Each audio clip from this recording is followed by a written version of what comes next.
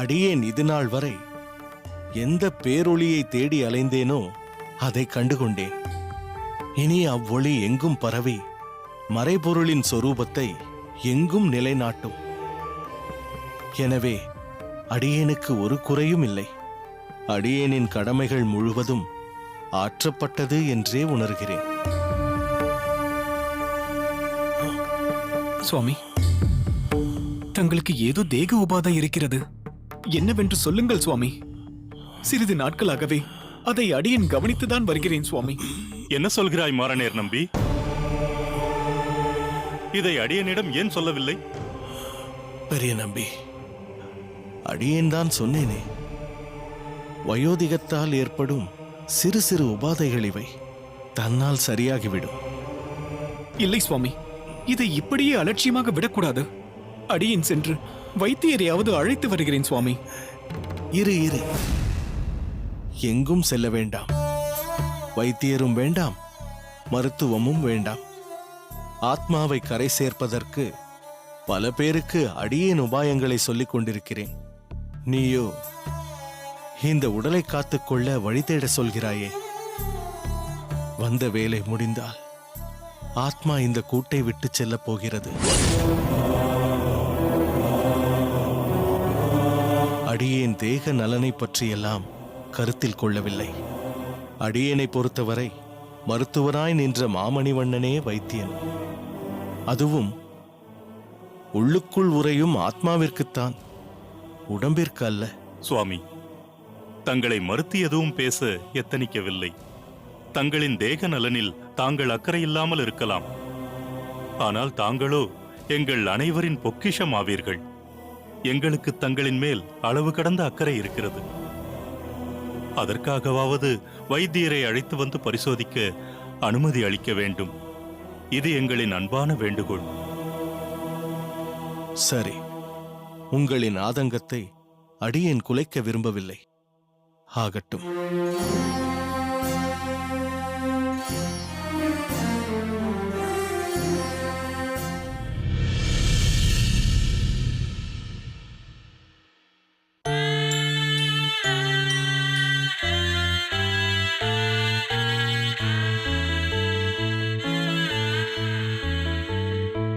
கூடியவரை ஆச்சாரியர் அமர்ந்து கொள்ளும்போது இந்த மெத்தையை நிச்சயம் உபயோகப்படுத்துவது நல்லது.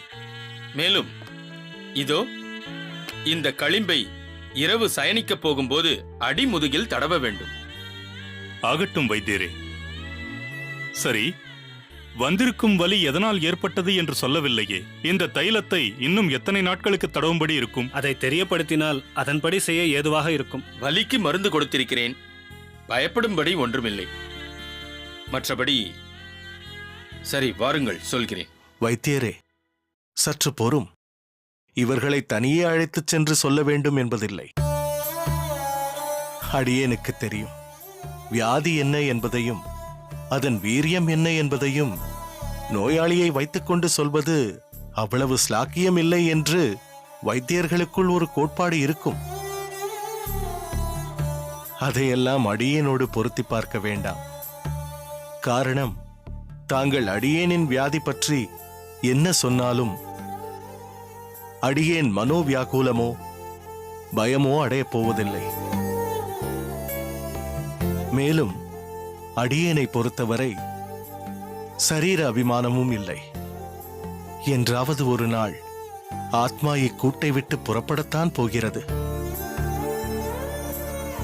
அதற்கு ஏதாவது ஒரு காரணத்தை கைகொள்ளப் போகிறது, அவ்வளவே. அடியேனை பொறுத்தவரை தாங்கள் என் வியாதியை பற்றி யாது உரைத்தாலும் நிச்சயம் அடியேனின் மனதை பாதிக்காது. எதுவாக இருந்தாலும் சொல்லலாம். இதையும் ஏன் தெரிந்து கொள்ள விரும்புகிறேன் என்றால், பழுதடைந்த சரீரத்தை கொண்டு இனிமேல் எந்த அளவிற்கு பகவத் கைங்கரியத்தில் ஈடுபடலாம், இவர்களுக்கு எந்த அளவிற்கு சிரமம் கொடுக்காமல் இருக்கலாம் என்று அடியேனுள் ஆலோசிக்க வசதியாக இருக்கும். சுவாமி, தங்களால் எங்களுக்கு சிரமமா? தயவு செய்து அப்படி ஒரு வார்த்தையை பிரயோகிக்க வேண்டாம் சுவாமி. தங்களுக்கு சேவை செய்வதே எங்களின் தலையாய பணி. அதை தவிர எங்களுக்கு வேறு சிந்தனை இல்லை சுவாமி. சரி, சந்தோஷம். வைத்தியரே, அடியேனை பீடித்திருக்கும் புது நண்பன் யார் என்று சொல்லும். என்ன சுவாமி இது? தங்களை வருத்தும் நோயை புதிய நண்பன் என்கிறீர்களே. அடியேன் குறிப்பிட்டதில் ஒரு தவறும் இல்லையே. இந்த ஆத்மா வைகுண்டத்தில் பகவானோடு சுகித்திருக்க காரணமாக இருக்கப் போகும் இவ்வியாதியை நண்பன் என்று அழைப்பது பொருத்தம்தானே தெய்வவாரி? வைத்தியரே, நீர் சொல்லும். ஒன்றும் யோசிக்க வேண்டாம். இச்சரீரம் பழுதடைந்து விட்டது என்பது அடியேனுக்கு நிச்சயம் தெரியும். இது நீண்ட நாள் தாங்காது என்பதும் தெரியும். சுவாமி, ஏன் அப்படியெல்லாம் சொல்கிறீர்கள்? வந்திருப்பது சாதாரண நோய்தான். கொஞ்சம் சரீர அசௌகரியத்தை கொடுக்கும். மற்றபடி உயிருக்கொன்றும் பாதிப்பை ஏற்படுத்தாது சுவாமி. தொடர்ந்து காரியங்களை செய்ய முடியாமல் அலுப்பை ஏற்படுத்தும். ஓய்வு எடுக்க வேண்டிய கட்டாயத்தை கொடுக்கும். காரணம்... வைத்தியரே, எதுவாக இருந்தாலும் சொல்லுங்கள். எங்கள் ஆச்சாரியார் அதனால் எந்த பாதிப்பையும் அடைய மாட்டார் என்று எங்களுக்கு நன்றாக தெரியும். இந்த விஷயத்தை பொறுத்தவரை ஆச்சாரியார் நன்கு உணர்ந்தால்தான் அதை மேற்கோள் காட்டி அவருக்கு எங்களால் சேவை செய்ய வசதியாக இருக்கும். அவரும் எங்களுக்கு மறுப்பு தெரிவிக்காமல் இருப்பார். அது மட்டும் இல்லாமல் தாங்கள் சொல்ல வேண்டியதை மறைத்து ஒன்றுமில்லை என்று சொல்லிவிட்டீர்கள். ஆச்சாரியார் நிச்சயம் தன்மேல் தனி கவனம் செலுத்த மாட்டார். தயவு செய்து எதை அவசியம் தெரிவிக்க வேண்டுமோ அதை ஒளிவு மறைவின்றி தெரியப்படுத்தி விடுங்கள். சொல்கிறேன். நீங்கள் அனைவருமே வலியுறுத்தி கேட்பதால் சொல்கிறேன். ஆச்சாரியருக்கு வந்திருப்பது ராஜப்பிளவை என்னும் நோய்.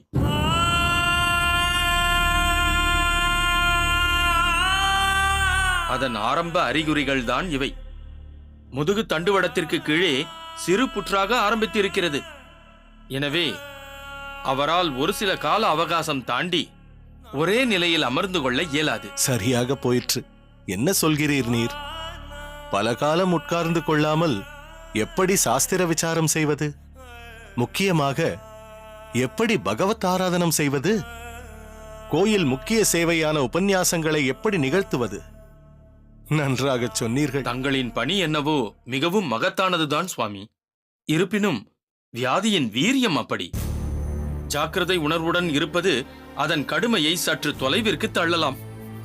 வேறு ஒன்றும் சொல்வதற்கில்லை. அடியேன் உத்தரவு வாங்கிக் கொள்கிறேன் சுவாமி. வருகிறேன்.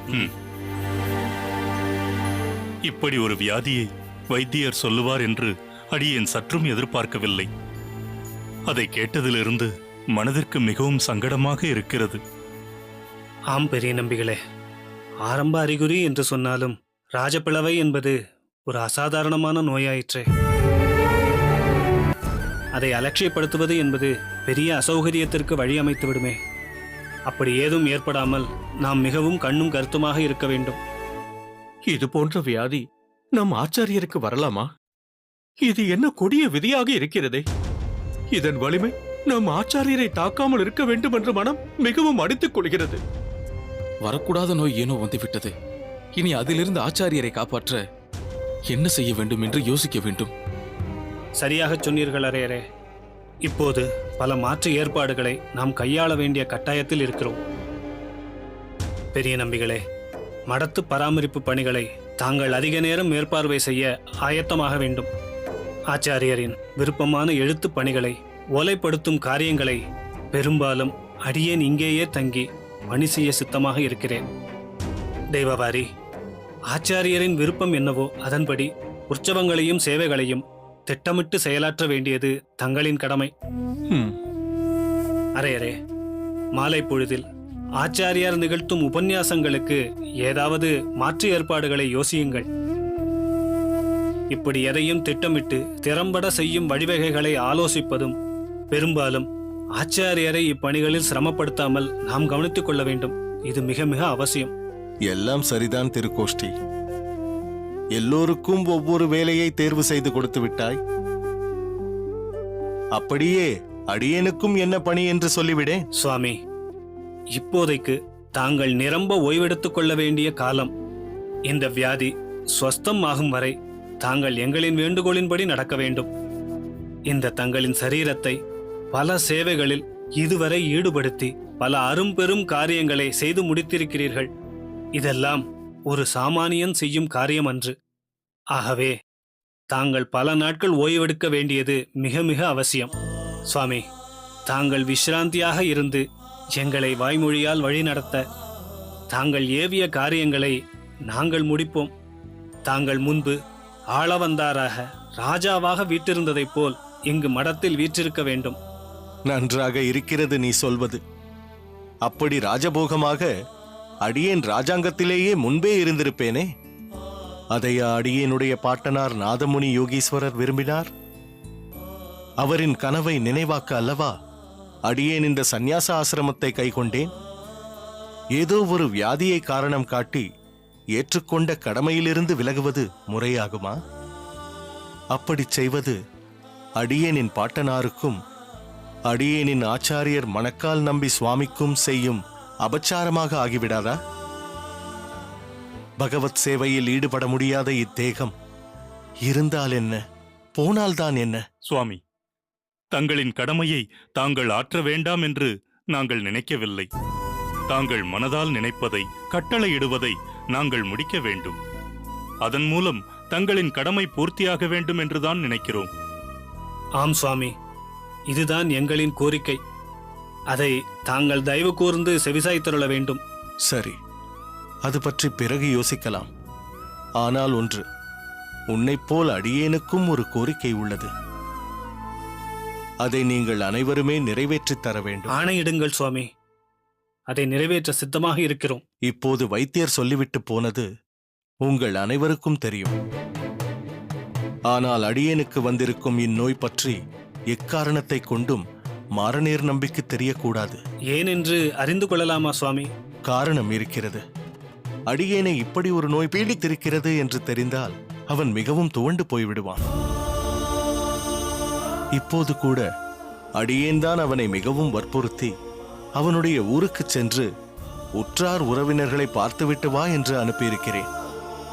அவனும் வேண்டா வெறுப்பாகத்தான் புராந்தகம் சென்றிருக்கிறான். இப்போது வியாதி பற்றி அறிந்தால் அவ்வளவுதான். அவன் வேதனையின் உச்சிக்கே சென்று வேறு எங்குமே செல்லாமல் இங்கேயே உழன்று துவண்டு கொண்டிருப்பான். அவன் அடையும் வேதனை சொல்லி மாளாது. சுவாமி, எங்களுக்கும் இந்த விஷயம் அறிந்ததிலிருந்து மிகவும் வேதனையாகத்தான் இருக்கிறது. அடியேன் அதை மறுக்கவில்லை திருக்கோஷ்டி நம்பி. வேதனையோடுதான் இருக்கிறீர்கள், அதே சமயத்தில் பக்குவத்தோடும் இருக்கிறீர்கள். ஆனால் மாரநேர் நம்பிக்கோ உங்களின் அளவிற்கு பக்குவம் கிடையாது. ஊரிலிருந்து வந்ததும் இப்படி ஒரு விஷயம் அறிந்தால் அவனை கட்டுப்படுத்துவது மிகவும் சிரமமான காரியமாகிவிடும். தான் என்ன செய்கிறோம் என்பதை உணராமல் எடுத்தோம் கவிழ்த்தோம் என்று உணர்ச்சி வசப்பட்டு நடந்து கொள்வான். அவனை பற்றி அடியேன் நன்கு உணர்ந்து வைத்திருக்கிறேன். அடியேன் முன்பு காஷ்மீரம் செல்ல முற்பட்ட போதே மாரநேர் அதை மறுத்து அடியேனின் வயோதிகத்தை காரணம் காட்டி தான் போய் வருகிறேன் என்று பிடிவாதம் பிடித்தான். அப்படிப்பட்டவன் அவன். அடியேனின் வேண்டுகோள் இதுதான். அடியேனுக்கு வந்திருக்கும் ராஜபிளவை நோய் பற்றி மாரநேர் நம்பி அறிய வேண்டாம். தங்கள் உத்தரவுப்படியே சுவாமி. நம் ஆச்சாரியரோடு தனிமையில் அமர்ந்து பல சத் விஷயங்களை அறிந்திருப்பீர்கள். அதையும் தெரிவித்தால் அடியேன் அவற்றை பட்டோலைப்படுத்தி விடுவேன். அப்படி நிறைய சொல்லியிருக்கிறார். பல விஷயங்களை அடியேனுக்கு ஆச்சாரியார் அனுகிரகித்துள்ளார். சிலவற்றை கூறுகிறேன், பட்டோலைப்படுத்திக் கொள்ளுங்கள். ஆச்சாரியார் சொல்வார், ஏழைக்கு புதையல் கிடைத்தது போல் நமக்கெல்லாம் துவயம் என்ற ரகசியம் என்பார்.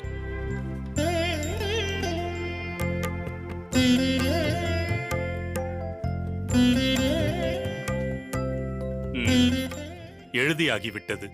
மேலும் ஏதாவது முத்தாய்ப்பாக இருக்க அதையும் சொல்லி அருள வேண்டும். இருக்கிறது. ஒருமுறை அடியேன் ஆச்சாரியரை வினவினேன், எம்பெருமானை அடைவதற்கு எதை உபாயமாக, வழியாக, கருவியாக கைக்கொள்ள வேண்டும் என்று. அதற்கு ஆச்சாரியர் லௌகிக விஷயத்தைக் கொண்டே விளக்கினார். தன் புருஷனை வசீகரிக்க மனைவியானவள் தன் வடிவை பலவிதமான வஸ்துக்களால் அலங்காரங்கள் செய்து அழகுபடுத்திக் கொண்டாலே போதும். அதனாலேயே புருஷனாகப்பட்டவன் தன் மனைவி மேல் அதிக பிரீத்தி உடையவனாகி அன்புடன் ஈடுபட்டு இருப்பான். மனைவி இதைக் காட்டிலும் ஒரு உபாயம் தேட வேண்டியதே இல்லை. அதுபோலவே அனாதி காலமாக இந்த ஜீவாத்மாக்கள் எம்பெருமானின் சொரூபத்தை உணராமல் அறியாமை என்னும் அழுக்கு படிந்துள்ளவர்களாக இருக்கிறார்கள். அந்த அழுக்கோ மண்டிக் கிடக்கிறது. எம்பெருமானே புருஷோத்தமன். அதன்படி ஜீவாத்மா அவனுக்கு பாரியாளை போன்றவள். எனவே புருஷோத்தமன் நம்மேல் ஈடுபாடு கொள்ளும்படி நம் அறியாமை அழுக்கை அறுக்க அறுக்க எம்பெருமானின் திருவுள்ளம் இவனிடம், அதாவது ஜீவாத்மாவிடம் மிகவும் ஈடுபட்டிருக்கும். எனவே ஜீவாத்மா தன் அறியாமை அழுக்கை நீக்குவதைத் தவிர வேறு உபாயம், வழி, அனுஷ்டானம் ஒன்றும் செய்ய வேண்டியதில்லை என்று நம் ஆச்சாரியர் அருளினார். ஆஹா, எப்பேற்பட்ட விளக்கம்! நம் ஆச்சாரியர் நாம் பெற்ற பெரும் பாக்கியம். தாங்கள் தெரிவித்த விஷயத்தை நிச்சயம் அடியேன் பட்டோலைப்படுத்துகிறேன். இது போன்ற பல தத்துவ விசாரங்களை தொடர்ந்து பெற முடியாதவாறு நம் ஆச்சாரியருக்கு இப்படி ஒரு உபாதை வருவானேன். பகவத் சங்கல்பத்தை நாம் என்னவென்று சொல்வது? ஆனால் நிச்சயம் நம் ஆச்சாரியர் உடல் நலம் தேறி வருவார். சரி பெரிய நம்பிகளே, நம் ஆச்சாரியரின் அன்றாட தேவைகள் எல்லாம் சரியாக பூர்த்தியாகின்றதல்லவா? ஆகிறது திருக்கோஷ்டி நம்பிகளே. காலாகாலத்தில் அவர் உட்கொள்ள வேண்டிய மருந்துகள், கஷாயம் போன்றவை அதெல்லாம் கிரமமாக கொடுத்து கொண்டு வருகிறேன். அந்த தைலம் களிம்பு போல் மிகவும் முக்கியம் என்று வைத்தியர் கொடுத்தாரே, அதையும் அவர் சொன்னபடி அடிமுதுகில் தடவி ஒத்தடமும் கொடுத்து விட்டேன். நல்லது பெரிய நம்பிகளே. வைத்தியர் கூறிய முறைப்படி தவறாமல் சிகிச்சை செய்து வர வேண்டியது மிக மிக முக்கியம். திருக்கோஷ்டி நம்பிகளே, வியாதி சீக்கிரம் குணமாகிவிடும் அல்லவா? யாருக்கு என்ன சுவாமி? யாருக்கு குணமாக வேண்டும்?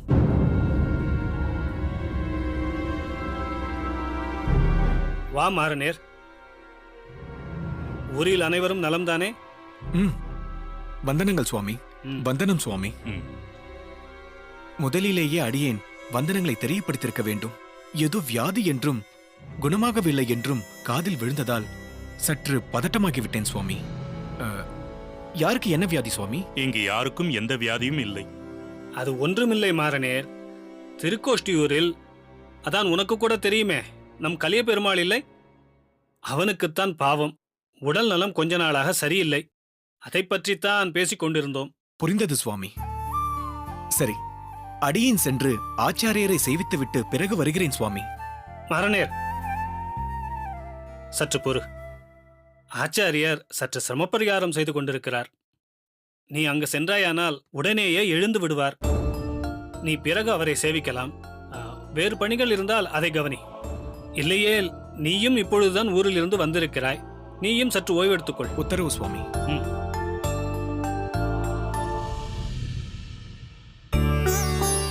உபனிஷத் வாக்கியம் என்ன கூறுகிறது?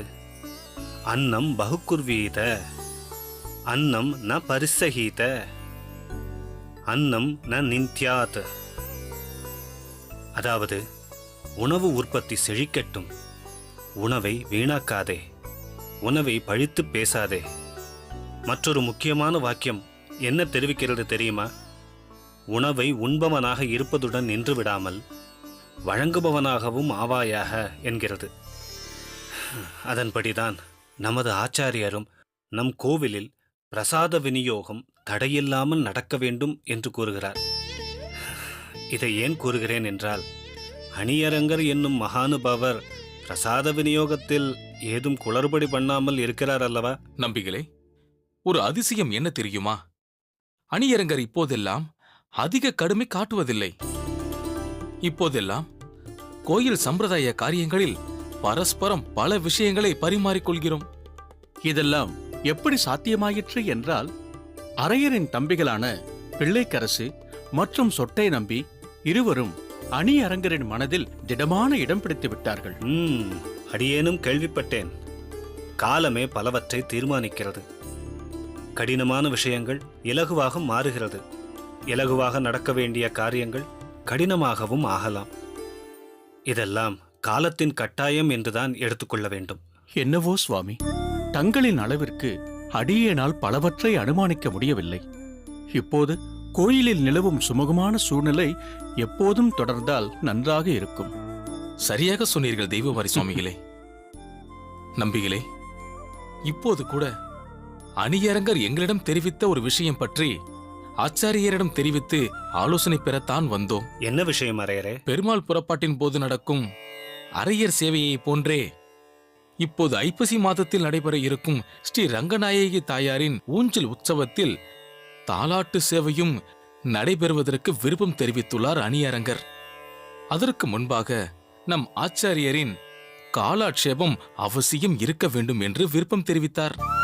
அதை ஆச்சாரியரிடம் தெரிவித்து அவருடைய ஆலோசனை பெற வேண்டியே நாங்கள் இப்போது இங்கு வந்தோம். அணியரங்கரின் மனமாற்றம் ஒரு நல்ல விஷயம் என்றாலும் நம் ஆச்சாரியரின் உடல்நிலையில் ஏற்பட்டுள்ள திடீர் மாற்றம் நீங்கள் இருவரும் அறிந்ததல்லவா? இவ்வாறு இருக்கையில் உபன்யாசம் என்று ஆச்சாரியரை வற்புறுத்துவது சரியாகப்படவில்லை. இருப்பினும் தொடர்ந்து கடைபிடிக்கப்பட்டு வரும் நடைமுறை சட்டென்று விளக்கப்பட்டால் பல பேர் கேள்விகளுக்கு பதில் சொல்ல வேண்டி வரும். சொல்லித்தான் ஆக வேண்டும் அரையரே, வேறு வழியில்லை. ஆச்சாரியரின் தேகநிலை அப்படி. நேற்று கூட சில விஷயங்களை விவாதித்துக் கொண்டிருந்தபோது ஆச்சாரியரால் குறுகிய கால அவகாசம் கூட உட்கார முடியவில்லை. இதுவரை கண்டிராத வகையில் திடுதிப்பென்று எழுந்து புறப்பட முயற்சித்தார். அதற்கும் முடியவில்லை. பிறகு கைத்தாங்கலாக அவரை அழைத்துச் சென்று சிரமப்பரிகாரம் செய்ய வைத்தோம். இந்த ராஜபுலவை தாக்கத்திலிருந்து நம் ஆச்சாரியர் மீளும் வழிதான் என்ன என்று ஒவ்வொரு நாளும் கவலையாக உள்ளது. இப்படிப்பட்ட சூழ்நிலையில் தாங்கள் சுமந்து வந்திருக்கும் கோரிக்கை எதையும் அவரிடம் விவாதிக்காமல் இருப்பதே சாலச் சிறந்தது. ஒருவேளை இவ்விஷயம் தெரிவிக்கப்பட்டால் தன் உடல் வலியையும் பொருட்படுத்தாமல் கோயிலுக்கு எழுந்தருளி காலட்சேபம் செய்வேன் என்பார். பிறகு பல அசௌகரியங்களை நாம் எதிர்கொள்ள வேண்டி இருக்கலாம் அரையரே. சேவார்த்திகளுக்கு ஆச்சாரியரின் நிலை பற்றி விளக்கம் கொடுக்க வேண்டிய நிர்பந்தமும் ஏற்படும். ஏற்கனவே இங்கிருக்கும் ஒருவனை சமாளிப்பதே பெரும் பிரயத்தனமாக இருக்கிறது.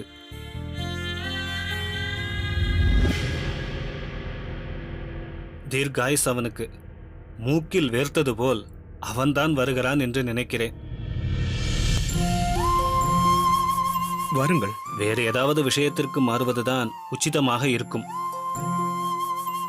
இன்னும் ஓரிரு நாட்களில் நிச்சயம் நம் ஆச்சாரியரின் காலக்ஷேபம் அரங்கரின் சன்னதியில் நடைபெறும். அதில் சந்தேகமே இல்லை. வந்தனம் சுவாமி. மாறனேரா, வா வா. இது யார் புதிதாக? இவர் வைத்தியர். இவர் பெயர் மரகதமணி. மிகவும் மணியான பெயர். அது சரி, இவர் எதற்காக வந்திருக்கிறார்? உனக்கு உடல்நிலை ஏதாவது சரியில்லையா? அடியனுக்கு ஒன்றுமில்லை சுவாமி. நம் ஆச்சாரியரின் உடல்நிலையை பரிசோதிக்கத்தான் இவரை அழைத்து வந்துள்ளேன் சுவாமி. இவர் அடியனுக்கு மிகவும் பரிச்சயமானவர். வைத்திய சாஸ்திரத்தில் மிகவும் கைதேர்ந்தவர். வந்தனம் சுவாமி. நாடியின் நடையை வைத்தே அனைத்தையும் கணித்து விடுவேன். அரசாங்கத்தின் ராஜ வைத்திய விருது பெற்ற ராஜ வைத்தியன் இந்த மரகதமணி. அப்படியா? மிகவும் சந்தோஷம். ஆனால் இவ்விடம் அரண்மனை அல்ல, ஆச்சாரியரின் திருமாளிகை. மரநேர், நமக்கு தெரிந்த வைத்தியர் தானே நம் ஆச்சாரியரை அவ்வப்போது வந்து பரிசோதித்தும் ஔஷதங்களை கொடுத்து கொண்டும் இருக்கிறாரே. பிறகு இவர் எதற்கு? இல்லை, அந்த வைத்தியர் சரியில்லை சுவாமி. அடியனுக்கு என்ன தோன்றுகிறது என்றால், அந்த வைத்தியர் நம் ஆச்சாரியரை வைத்து மருத்துவ பயிற்சி எடுத்துக் கொள்கிறாரோ என்று தோன்றுகிறது. அப்படியானால் நீ வைத்தியம் அறிந்தவனா? அடியனுக்கு வைத்தியத்தில் எல்லாம் பரிச்சயம் இல்லை என்றாலும் ஏற்கனவே வந்திருந்த வைத்தியர் பெருத்த அனுபவசாலி இல்லையே என்று நினைக்கிறேன் சுவாமி. பாருங்கள், முன்பு போல் ஆச்சாரியர் சுறுசுறுப்பாக இல்லை. அவருக்கு ஏதோ பிரச்சனை இருக்கிறது. அலட்சியப்படுத்தாமல் தகுந்த வைத்தியரை கொண்டு நாம் பரிசோதித்து தகுந்த மருந்தை தருவதுதான் உச்சிதம் சுவாமி. தாங்களின் வைத்தியத்தை பற்றி சந்தேகமே பட வேண்டாம். சர்வரோக நிவாரணி என் கைவசம் உள்ளது. இம்மூலிகையை முகர்ந்து பார்த்தாலே நாள்பட்டு படுத்திருப்பவரும் எழுந்து உட்கார்ந்து விடுவார்.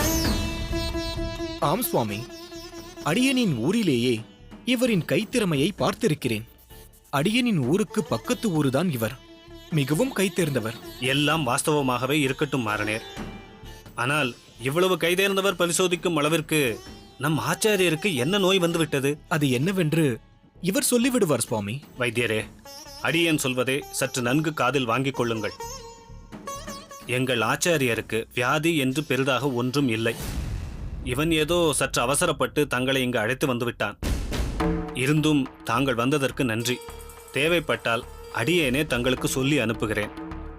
அப்போது தாங்கள் வந்தால் போதும். வந்ததுதான் வந்துவிட்டேன். எளிமையான ஒரு வைத்தியம் செய்துவிட்டு புறப்படலாம் என்று பார்த்தேன். அதற்கு அவசியம் இருப்பதாக அடியேனுக்கு தோன்றவில்லை. ஏற்கனவே ஆச்சாரியரை பரிசோதித்துக் கொண்டிருப்பவர் வெறும் வைத்தியர் மட்டுமல்ல, ஒரு விதத்தில் ஆச்சாரியரின் சிஷ்யரும் கூட. அவருக்கு தெரியாத வைத்திய சாஸ்திரம் எதுவும் இல்லை. அடியேனின் ஆச்சாரியர் பூர்வாசிரமத்தில் அரசராக இருந்த காலத்திலிருந்தே அவர் பரிச்சயமானவர், நம்பிக்கைக்கும் உரியவர். ஆச்சாரியரும் ஏற்கனவே தெரிந்தவர் என்பதால் தான் அவரை ஒத்துக்கொண்டு அனுமதி அளித்துள்ளார். இவ்வாறு இருக்கையில் தங்களை அழைத்து கொண்டு சென்றால் அதை ஏற்பாரா என்பது சந்தேகம்தான். அவர் அனுமதி இல்லாமல் எதையும் செய்யும் நிலையில் நாங்கள் இல்லை. தாங்கள் புரிந்து கொண்டிருப்பீர்கள் என்று நினைக்கிறேன். புரிகிறது. தாங்கள் இவ்வளவு தூரம் எடுத்துரைத்த பின்பு புரியாமலா? பாதகமில்லை. வைத்தியரே, என்னை மன்னித்துக் கொள்ளுங்கள். இவ்வளவு தூரம் அழைத்துக் கொண்டு வந்தும் அதனால் என்ன மாயா, விசனப்படாதே. மன்னிக்க வேண்டும். இவரை இப்படி அழைத்துத்தான் பழக்கம். மாயா, நான் போய் வருகிறேன். உன்னை பிறகு சந்திக்கிறேன். நான் சென்று வருகிறேன் சுவாமி. சரி.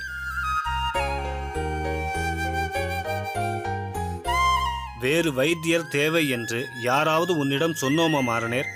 இல்லை, இல்லை சுவாமி. பிறகு ஏன் அவசர அவசரமாக இப்படி ஒரு காரியத்தை செய்தாய்? என்ன அவசியம் வந்துவிட்டது இப்போது? நேற்று இரவு கூட உறங்குவதற்கு மிகவும் கஷ்டப்பட்டார்.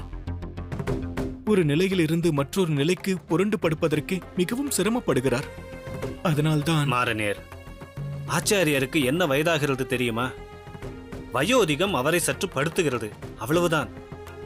ஓரிரு நாட்களில் அவர் சகஜ நிலைக்கு வந்துவிடப் போகிறார்.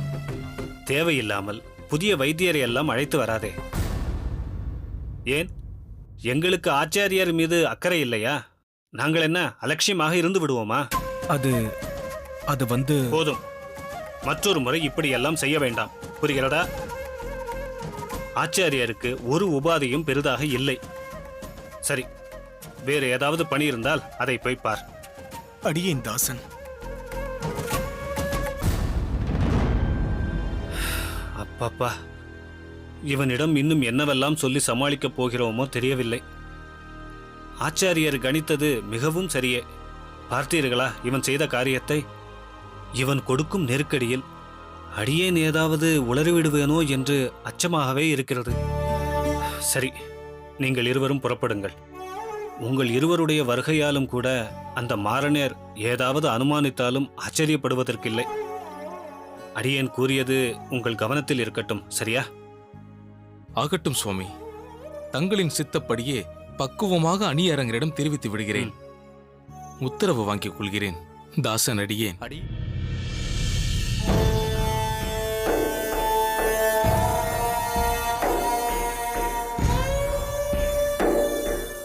மிகவும் காரமாக இருக்கிறதா சுவாமி? அது அதனதன் சுபாவத்தில் இருக்கிறது, வியாதி உட்பட.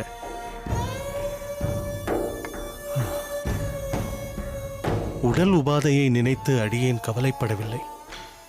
பல சத்கர்மாக்களை செய்ய விடாமல் இவ்வியாதி தடுக்கிறதே என்றுதான் வருத்தம். தவறாக எடுத்துக்கொள்ளாதீர்கள். இதை பற்றி அதிகம் யோசிக்காமல் யோகம் போன்ற வேறு விஷயத்தில் நாட்டம் செலுத்துங்கள் சுவாமி. என்ன சொன்னாய்? யோகம் என்றாயா? ஒரு விதத்தில் நீ சொல்வது சரிதான். ஆனால் இந்த யோகக்கலையை குறுகை காவலப்பன் சுவாமியிடம் கற்றுக்கொள்ள அடியேனின் ஆச்சாரியர் மணக்கால் நம்பி சுவாமிகள் பணித்தார். என்ன செய்வது? காலம் தப்பியதால் யோகத்தை கைக்கொள்வது இயலாமல் போய்விட்டது. பயின்றிருந்தால் ஒருவேளை இப்போதுள்ள உபாதையை உணராமல் இருக்கலாம். இப்படியும் இருக்கலாம். இந்த ராஜப்பிளவை நோயை அனுபவித்துத்தான் ஆக வேண்டும் என்ற கர்ம விதி இன்னும் வீரியமாக அடியேனுக்கு எழுதப்பட்டிருக்கலாம்.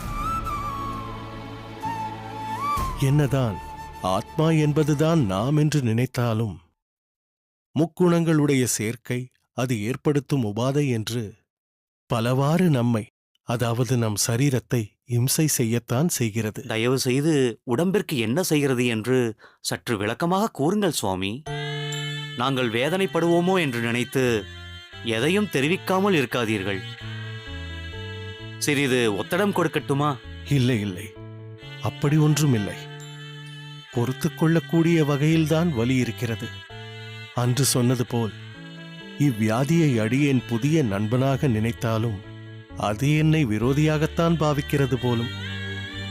என்னவோ, எப்போது செய்த கர்ம பலனோ அனுபவித்துதானே ஆக வேண்டும்.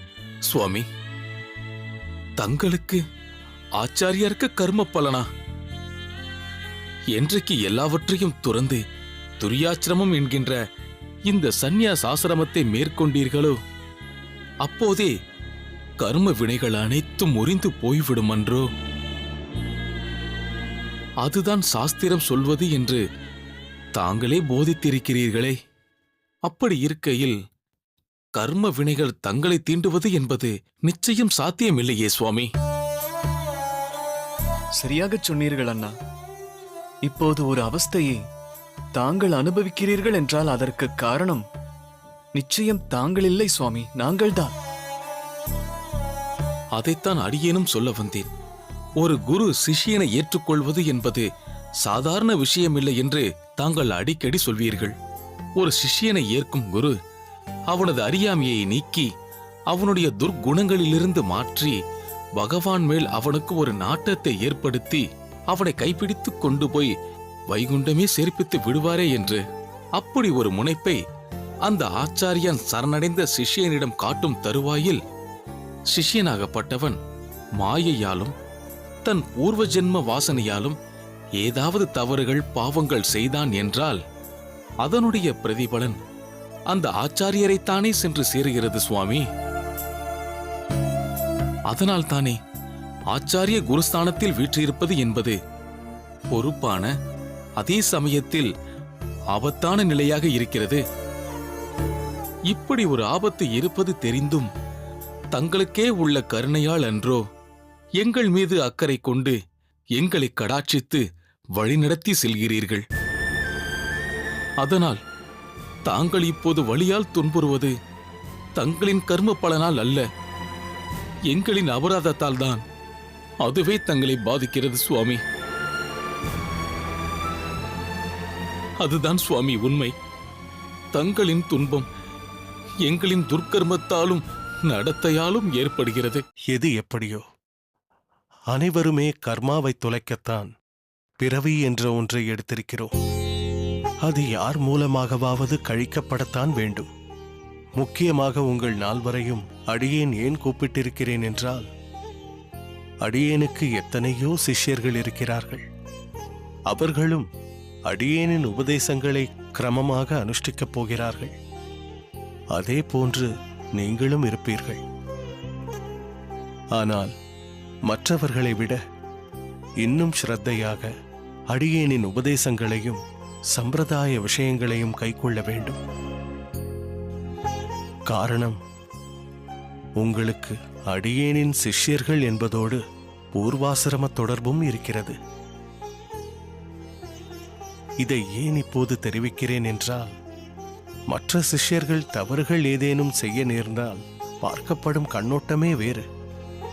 ஆனால் நீங்கள் தவறிழைக்கும் பட்சத்தில் பார்த்தீர்களா, ஆச்சாரியருடைய பூர்வாசிரம சம்பந்தம் பெற்றவர்கள் செய்கின்ற காரியமா இது என்று அழுத்தம் கொடுத்து நிந்திக்கும்படி ஆகிவிடும். எனவே சொல்வதை கவனமாக காதில் வாங்கிக் கொள்ளுங்கள். உயர்ந்த நிலையில் இருக்கும் ஒருவன் செய்யும் காரியத்தை தான் கீழ்நிலையில் இருக்கும் ஒருவன் கடைபிடிப்பான். ஆகவே நீங்கள் மிகவும் முன்ஜாக்கிரதை உணர்வுடனும் பலருக்கு நல்வழிகாட்டியாக இருக்க வேண்டியது மிக மிக முக்கியம். நிச்சயம் தங்களின் எண்ணப்படியே நடப்போம் சுவாமி. உங்கள் ஒவ்வொருவருக்கும் ஒரு ஆக்ஞை தலையாய கடமையாக அடியினால் கொடுக்கப்படுகிறது. அது என்னவென்றால், சத் விஷயங்களை அபிநயம் மூலம் சமூகத்திற்கு கொண்டு செல்ல வேண்டும். இவ்வழிமுறை அனைத்து எம்பெருமானின் திருத்தலங்களிலும் ஏற்படுத்தப்பட வேண்டும். இது வரரங்க அரையரின் கடமை. சாஸ்திரங்களை எடுத்துரைக்கும் போது அதன் ஏற்றத்தை தகுந்த விதத்தில் சொல்லி மக்களை குழப்பமில்லாமல் அதில் பயணிக்க செய்ய வேண்டும். அது தெய்வக்கரசின் கடமை. பிள்ளைக்கரசு மற்றும் சொட்டை நம்பி, நீங்கள் இருவரும் கோயில் திருப்பணிகள் போன்றவற்றை சரீரத்தை கொண்டு செய்வீர்களாக. பிறரை ஏவி ஒரு காரியத்தை செய்ய வேண்டும் என்றில்லாமல் நீங்களே இறங்கி காரியமாற்ற வேண்டும். எந்த சூழ்நிலையிலும் கோயிலை பாதுகாக்கும் பொறுப்பு உங்களுடையது. அதன் மூலம் சிறந்த நற்பெயரை பெறுவீர்களாக. தங்களின் ஆజ్ఞைப்படியே நடப்போம். ஆம் சுவாமி. சரி, நீங்கள் அனைவரும் புறப்படுங்கள். தங்கள் தங்கள் பணியை செவ்வனே செய்யுங்கள். எங்கள் விருப்பமும் ஒன்று உள்ளது சுவாமி. தாங்கள் நன்கு ஓய்வெடுத்துக் கொள்ள வேண்டும். ஆம் சுவாமி, தகுந்த நேரத்தில் மருந்து உட்கொள்ள வேண்டும். அது மிகவும் முக்கியம். நாங்கள் அனைவரும் உத்தரவு வாங்கிக் கொள்கிறோம் சுவாமி. அடியேன் சுவாமி. அடியேன் சுவாமி.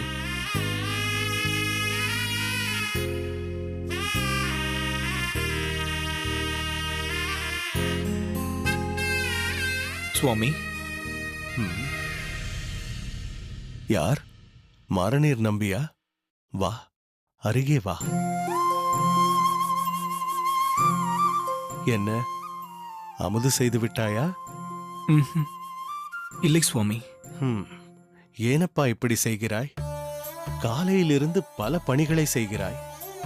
மதியத்தில் சற்று சிரம பரிகாரம் செய்து கொள் என்றால்தான் கேட்பதில்லை. வேளா வேளைக்கு கிரமமாக போஜனமாவது முடிக்க கூடாதா மாரநீர்? உன்னைத்தான் கேட்கிறேன். எல்லாம் சரியாக இருந்தால் அடியேனும் சரியாக இருப்பேன் சுவாமி. என்ன சரியாக இல்லை இங்கே? எல்லாம் சரியாகத்தானே இருக்கிறது. இல்லை, தங்களின் தேக நிலை சரியில்லை.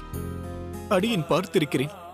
இந்த வேலைகள் எல்லாம் தாங்கள் ஓய்வாக, விச்ராந்தையாக சிரம பரிகாரம் செய்து கொண்டிருப்பீர்கள். ஆனால் ஓய்வெடுக்காமல் இத்தனை நாழிகை உரையாடுகிறீர்கள் எனும்போது அடியேன் புரிந்து கொண்டு விட்டேன். என்ன புரிந்து கொண்டாய்? தங்களால் நிம்மதியாக படுத்து உறங்க முடியவில்லை.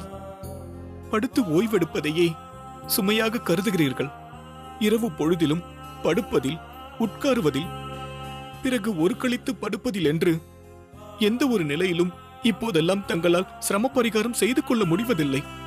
தாங்கள் இப்படி கஷ்டப்படுவதை பார்த்து எப்படி அடியேனின் தேவைகளை வேலை தவறாமல் செய்து கொள்ள முடியும்? அடியேனுக்கு ஒரு கஷ்டமும் இல்லை. வயதுதான் பிரச்சனை. வயோதிகம்தான் வியாதி. அடியேனால் நம்ப முடியவில்லை சுவாமி. வேறேதோ பிரச்சனை தங்களை அழுத்திக் கொண்டிருக்கிறது சுவாமி. அதன் வேதனையில் தாங்கள் தவித்துக் கொண்டிருக்கிறீர்கள். ஆனால் தாங்களும் சரி, மற்றவர்களும் சரி, அடியனிடம் மறைக்க பார்க்கிறீர்கள். சொல்லுங்கள் சுவாமி, என்ன பிரச்சனை? அடியனிடம் தெரிவித்தால் அடியனின் உயிரை கொடுத்தாவது அதிலிருந்து தங்களை மீட்பேன். இது சத்தியம். தயவு செய்து பிரச்சனை என்னவென்று சொல்லுங்கள் சுவாமி. இதுதான் பிரச்சனை. இந்த மாதிரி உணர்ச்சி வசப்பட்டு பேசுகிறாய் பார்த்தாயா? இதுதான் பிரச்சனை. அதனால் அடியனிடம் சொல்ல மறுக்கிறீர்களா? மறுக்கவில்லை, மறைக்கவும் இல்லை. நீ தவறாக புரிந்து கொண்டிருக்கிறாய் என்கிறேன். அடியேனுக்கு ஒன்றுமாகவில்லை, நலமாகவே இருக்கிறேன். வயோதிகம்தான் காரணம், முதுமைதான் காரணம். முதுமைக்கு மருந்தேது? அனைவருக்கும் வரும் முதுமை தவிர்க்க முடியாதது. நீ உயிரை கொடுத்தாலும் இந்த முதுமையை போக்க முடியாது. ஏனென்றால் ஒரு நாள் உனக்கும் முதுமை வரும். புரிகிறதா? போட்டு மூளையை கசக்கிக் கொள்ளாமல் போய் போஜனம் செய்துவிட்டு ஓய்வெடுத்துக்கொள்.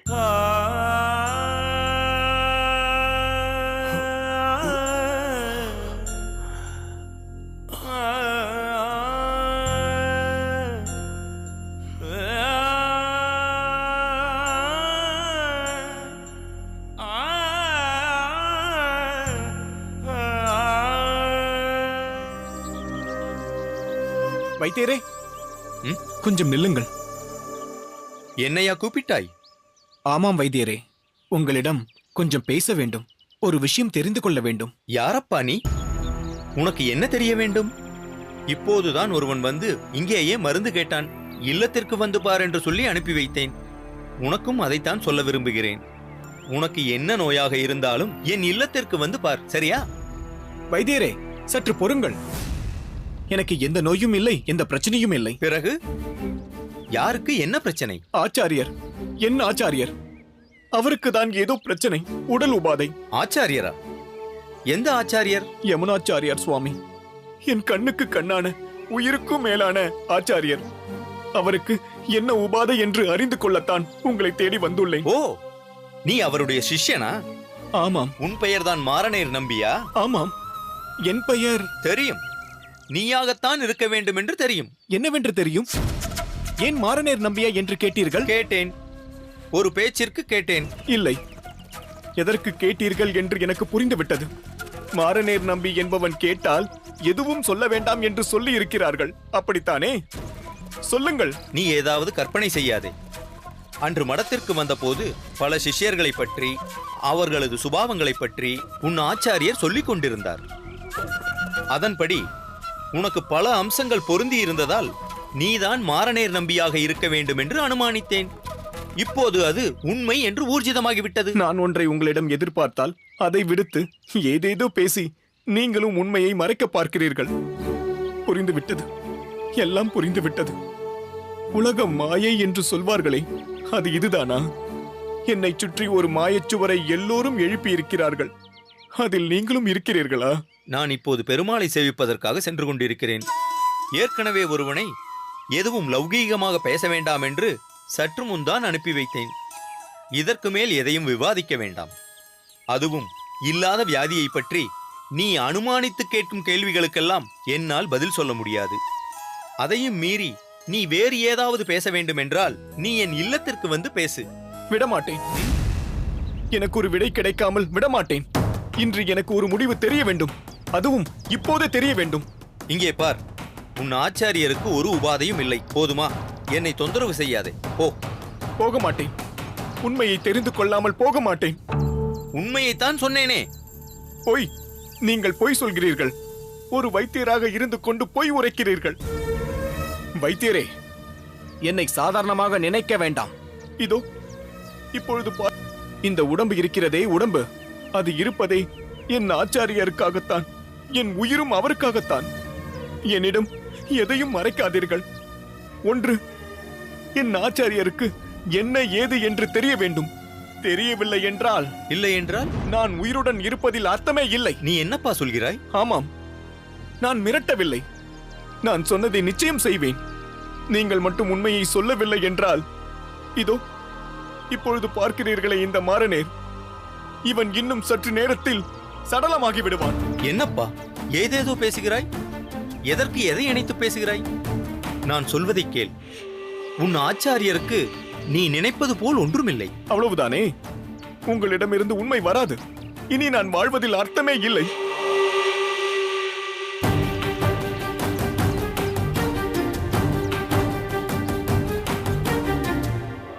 வைத்தியரே, வைத்தியரே, இங்கே மேலே பாருங்கள்.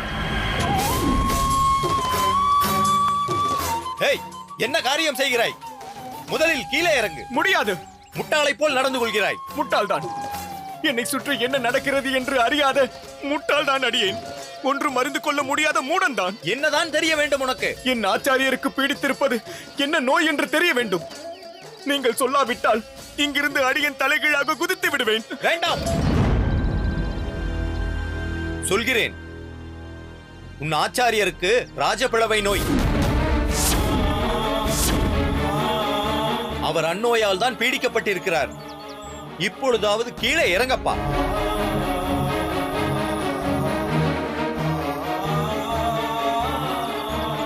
என்ன, என் ஆச்சாரியருக்கு ராஜப்பிளவை நோயா? வரக்கூடாத நோய், எளிதில் குணப்படுத்த முடியாத நோய் அவருக்கு வந்திருக்கிறது. அது அத்தோடு நிற்காது. உள்ளே உடம்பில் உள்ள பல பாகங்களை சிறுக சிறுக கெடுக்கப் போகிறது. ஏதோ மருந்து என்று கொடுத்திருக்கிறேன். அது ஒரு பெயருக்குத்தான், தற்காலிக நிவர்த்திக்குத்தான். பூரணமாக குணப்படுத்துவது என்பது என்னாலேயே முடியாத காரியம். நீ மட்டும் தெரிந்து கொண்டு என்ன செய்துவிடப் போகிறாய்? நாங்களும் அதை நினைத்துத்தான் மனதளவில் போராடிக் கொண்டிருக்கிறோம். நீ என்னிடம் போராடுகிறாயா?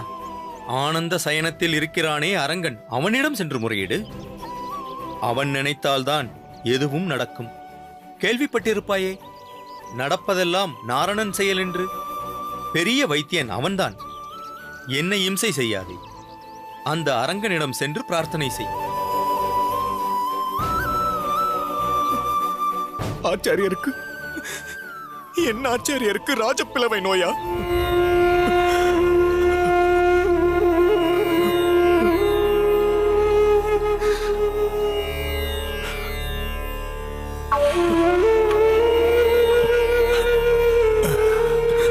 சுவாமி,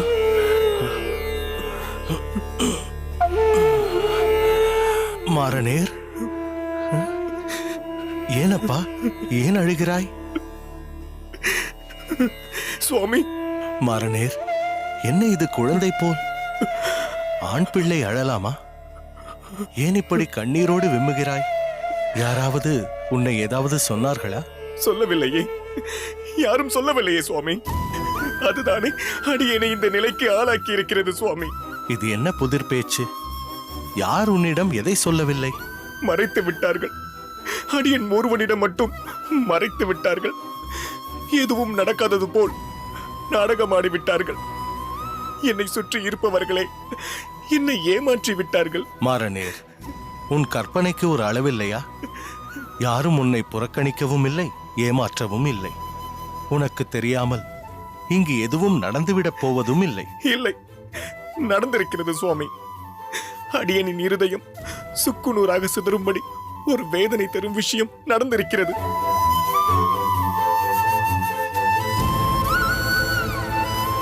மற்றவர்கள் இருக்கட்டும், தாங்களாவது அடியனிடம் தெரியப்படுத்தக் கூடாதா? தாங்களே ஒரு விஷயத்தை அடியனிடம் மறைக்கும் அளவிற்கு அடியன் பாவியாகிவிட்டேனே. எத்தனை முறை மறைத்தும் என்ன, அடியனுக்கு தெரிந்து விட்டது. அனைவரும் மறைத்த விஷயம் அடியனுக்கு புலனாகிவிட்டது. மாறனேர், என்ன பேசுகிறாய்?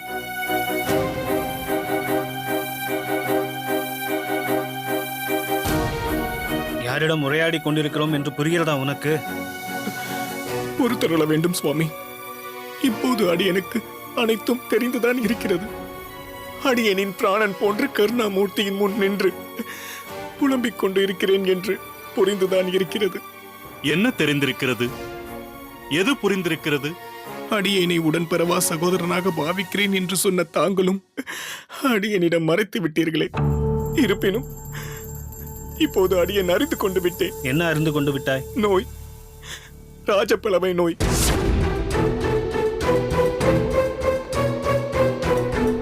நம் ஆச்சாரியருக்கு ராஜப்பிளவை நோய் தாக்கி இருக்கிறது. அது அவரை அணு அணுவாக சித்திரவதை செய்கிறது என்று அடியேன் அறிந்து கொண்டு விட்டேன்.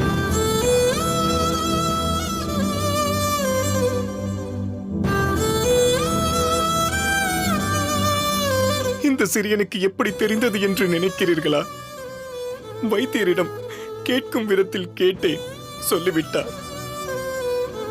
உண்மை என்னவென்றும் இவ்வியாதி எவ்வளவு கொடுமையானது என்றும் அறிந்து கொண்டு விட்டேன். இப்போது நெஞ்சம் சுக்குநூறாக வெடித்து நின்று கொண்டிருக்கின்றேன். இதை கேள்விப்பட்டும் அடியேன் இன்னும் உயிரோடு இருக்கின்றேனே.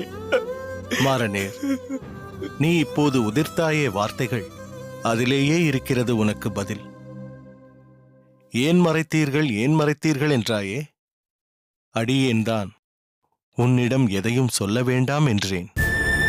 உன் குழந்தை உள்ளத்தை நினைத்தும் உன் பண்படாத சிந்தனையை கருத்தில் கொண்டும் எடுத்தேன் கவிழ்த்தேன் என்று ஏதாவது செய்துவிடப் போகிறாயோ என்று எண்ணித்தான் மறைக்கும்படி இவர்களிடம் வலியுறுத்தினேன். அடியேன் நினைத்தது போல்தான் நீயும் பேசுகிறாய், நடந்தும் கொள்கிறாய். என் தெய்வமாகிய தங்களிடம் அடியேன் வைத்துள்ள அன்பு போலியானதா சுவாமி? தங்களின் பெருத்த கருணைக்கு அடியேன் பாத்திரமாகவில்லையா சுவாமி? யார் சொன்னது அப்படி? இத்தேகத்தை மண் சுவராக நினைத்து மண் சுவற்றிற்கு மண்ணிட்டேன் என்று விவேகத்தோடு அன்று பேசிய மாறனேர், அதன் மூலம் இந்த கடையேனின் நெஞ்சத்தில் நீங்கா இடம்பெற்ற மாறனேர் இன்று அடியேனிடத்தில் கண்மூடித்தனமான பற்று வைத்திருக்கிறானே, அதை அடியேன் மறுத்து பேசுவேனா? நீ என் அருமை சீடன் அல்லவா? எந்த லோகத்தில் தேடினாலும் உன் போன்ற விசுவாச சிஷ்யன் கிடைப்பானா? இருப்பினும் யதார்த்தத்தை உணராமல் நீ என்மேல் காட்டும் பற்றுதான் அடியேனை கவலை அடைய வைக்கிறது. இல்லை சுவாமி, தங்களை கவலை கொள்ளும்படி செய்வது நிச்சயம் அடியனின் நோக்கம் அல்ல சுவாமி. ஆனால் உன் செய்கையும் பேச்சும் அப்படி இருக்கிறதே. அடியேன் சொல்வதை கவனமாக கேள். தேகம் என்று இருந்தால் அதற்கு பிறப்பு, இறப்பு, முதுமை, வியாதி எல்லாம் வந்தே தீரும். இந்த தொடர்ச்சங்கிலி அறுபட வேண்டுமென்றால் முன்பு கயிற்றால் கட்டுண்டானே அந்த தாமோதரன், எம்பெருமான் ஸ்ரீமன் நாராயணன், அவன் சரணார விந்தத்தை அடைய வேண்டும். அவனது வைகுண்ட லோகத்தை அடைந்து மரணமில்லா பெருவாழ்வை பெற வேண்டும். அங்கே கைங்கரிய பரர்களாக நித்தியம் இருக்க வேண்டும். இதை உறுதியாய் நம்புபவர்கள் தேகம் என்றும் அதில் பெரும் வியாதி என்றும் நினைத்து கலங்குவார்களா என்ன? இந்த தேகத்தை உதறித் தள்ள ஒரு வாய்ப்பு என்றுதானே உகப்பார்கள். அனித்தியமான தேகத்தையும் அதை படுத்தும் வியாதியையும் கண்டு நீ கண்ணீர் உகுப்பது எவ்விதத்தில் அறிவுபூர்வமானது? தேகத்தை கருவியாக கொண்டு பகவத் சேவையே பிரதானமாக இருக்க வேண்டும் என்ற கொள்கையை ஸ்வீகரித்த அடியேனிடம் தஞ்சமடைந்திருக்கும் நீ இப்படி அடியேனை நினைத்து துக்கப்படலாமா? துயரப்படலாமா? நீ இன்னும் பக்குவப்படவில்லை என்பதை உணர்ந்துதான் உன்னிடம் ஏதும் சொல்ல வேண்டாம் என்று இவர்களையும் தடுத்தேன். இதில் இவர்களின் தவறு எதுவும் இல்லை. புரிந்ததா? நடப்பது நடந்தே தீரும். அவரவர் சங்கல்பத்திற்கும் பிரார்த்தனைக்கும் பலன் உண்டு. வேறு எதையும் சிந்தையில் வைக்காமல் உன் அன்றாட பணியில் போய் கவனம் செலுத்து. உங்களைப் போன்ற அன்புள்ளமும் தொண்டுள்ளமும் கொண்டவர்கள் இருக்கும்போது எந்த வியாதியும் அடியேனை பாழ்படுத்தி விடாது.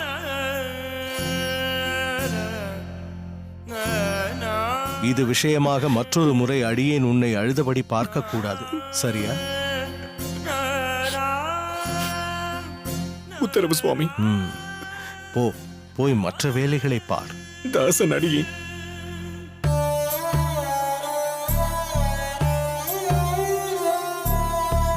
பார்த்தீர்களா? அடியேன் சொன்னது எந்த அளவிற்கு உண்மை என்று உணர்ந்து கொண்டீர்களா? இன்னும் உயிரோடு இருக்கிறேனே, இது என்ன ஆச்சரியம் என்று தன்னையே கேட்டுக்கொள்கிறான். இவனிடம் போய் இதுதான் விஷயம் என்று சட்டென்று சொல்லிவிட்டால் அவ்வளவுதான். இவன் நிலை அறிந்துதான் பெரிய நம்பி இவனை உன் பாதுகாப்பில் வைத்திருக்கிறேன். அவனுக்கு பல விஷயங்களை பக்குவமாக எடுத்துரைத்து அவனை பேணி காக்க வேண்டியது உன் பொறுப்பு. புரிந்ததா? நிச்சயம் சுவாமி. அவனை பேணி காக்கும் விஷயத்தில் எத்தனை இடர்கள் வந்தாலும் அதை நிச்சயம் அடியேன் பொருட்படுத்த மாட்டேன் சுவாமி. நல்லது. உன் தொண்டுள்ள அடியேன் அறிவேன். திருக்கோஷ்டி மாரநேர் நம்பியை அருகே வைத்து வைஷ்ணவத்தின் சம்பிரதாய பாடங்கள் பலவற்றை போதித்தவன் நீ. அவனது கள்ளம் கபடமற்ற மனதை அனுபவ ரீதியாகவும் உணர்ந்தவன் நீ. அவனிடம் அதிகம் கடுமை காட்டாதே.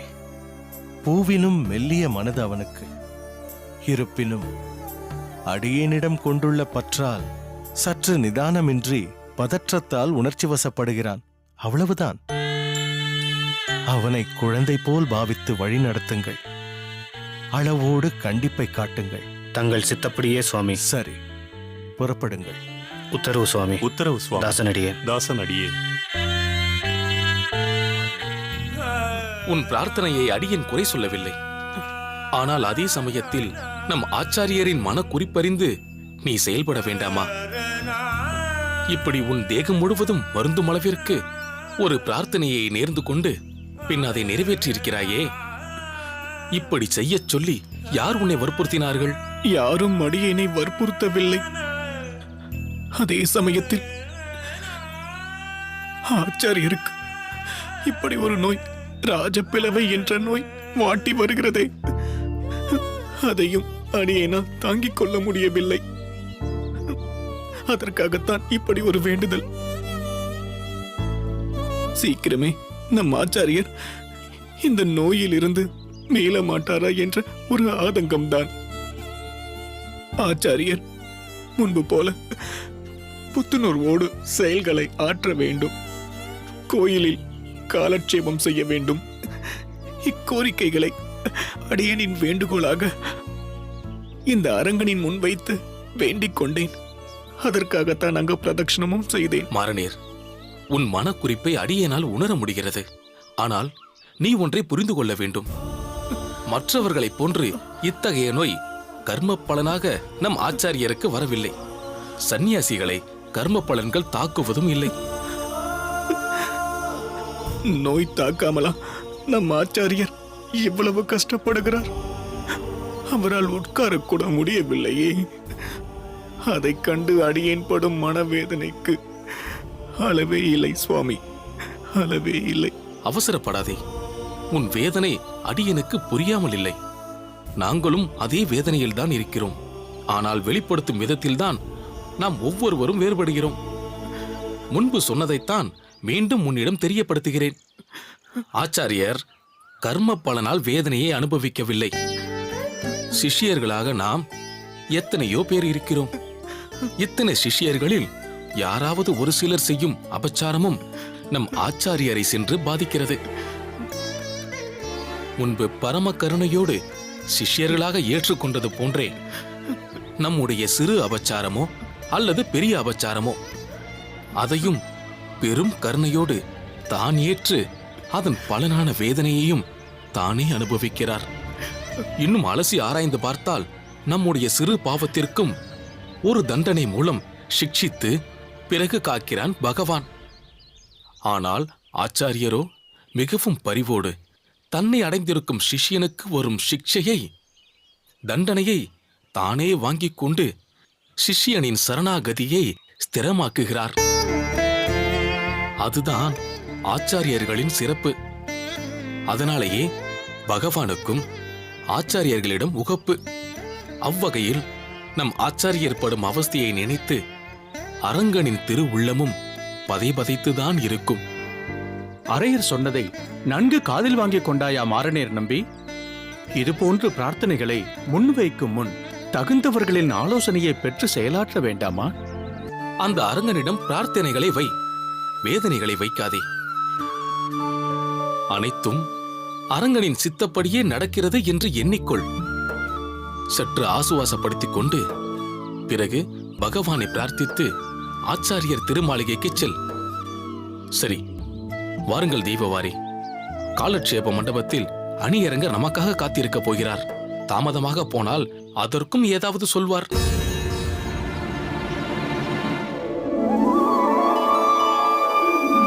ஹே பிரபு, தயையின் பிறப்பிடமே, கருணையால் என்னை ஈர்த்து அருட்காட்சி தந்த வள்ளலே, சம்பிரதாயத்தை பற்றி இனி கவலைப்படாதே. நான் இருக்கிறேன் என்று சொல்லாமல் சொன்ன வைஷ்ணவ குல மணியே, ராமானுஜ முனியே, இனி இந்த அடியவன் இருந்து சாதிக்கப் போவது என்ன? நோய் என்று ஒன்று முளைத்திருக்கிறது.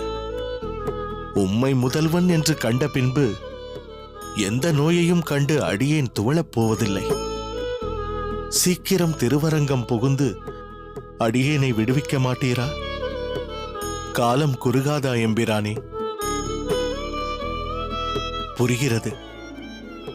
வெகு நாட்கள் உம்மை தேடிய பிறகுதானே அடியேனுக்கு தரிசனமே நல்கினீர். அதுபோல் இன்னும் காலத்தை நீட்டிக்க பார்க்கிறீரோ? இருக்கும் இருக்கும். உமது லீலையை எம்பெருமானே அறிவான். ஆனால் நீர் ஒன்றை அறிந்து கொள்ளும். அதிக காலம் கடத்தினால் நீர்தான் மன வருத்தம் கொள்வீர். காரணம், உம்மை தரிசித்த பின்பு அடியேன் வெகு நாட்கள் இச்சரீரத்தை சுமந்து யாரையும் கஷ்டப்படுத்த முயலவில்லை. எனவே அடியேனை வழிநடத்துங்கள் சுவாமி, வழிநடத்துங்கள்.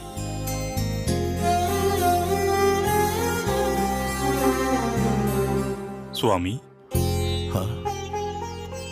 வா பெரிய நம்பி, என்ன விஷயம்?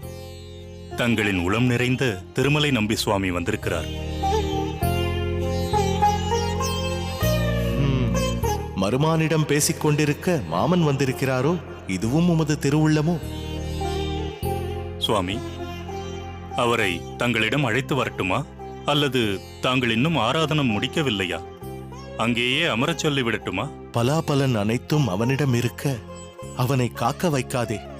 உடனே இவ்விடத்திற்கு அழைத்து வா. ஓ, திருவேங்கடவனின் அருள் நோக்கம் கருத்தில் கொண்டு இப்படி சொல்கிறீர்களா சுவாமி? இதோ அவரை அழைத்து வருகிறேன். திருவேங்கடவனின் அருள் நோக்கம் அடியேனுக்கு என்றும் உள்ளது. உமது திருநோக்கம் இக்கடையேனிடத்தில் என்றைக்கு என்றுதான் உம்மிடம் யாசித்துக் கொண்டிருக்கிறேன்.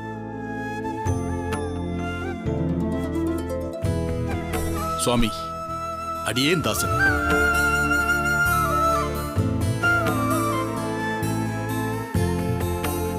கைங்கரிய சிரேஷ்டனாக என்றும் திகழ்வாய். எழுந்திரு திருமலை நம்பி.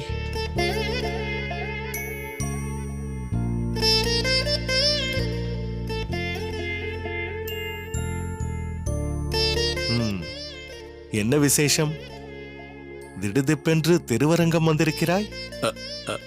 அது தங்களின் திருமேனி பாங்கில்லை என்று அறிந்தேன். எனவே அங்கு இருப்பு கொள்ளவில்லை. உடன் புறப்பட்டு வந்துவிட்டேன் சுவாமி. ஓ, திருமலை வரை அடியேனின் தேகநிலை பிரசித்தமாகிவிட்டதா? சரிதான் போ. ஏன், அடியேனை பற்றி வேங்கட ஈசன் உன்னிடம் எதுவும் தெரியப்படுத்தவில்லையா?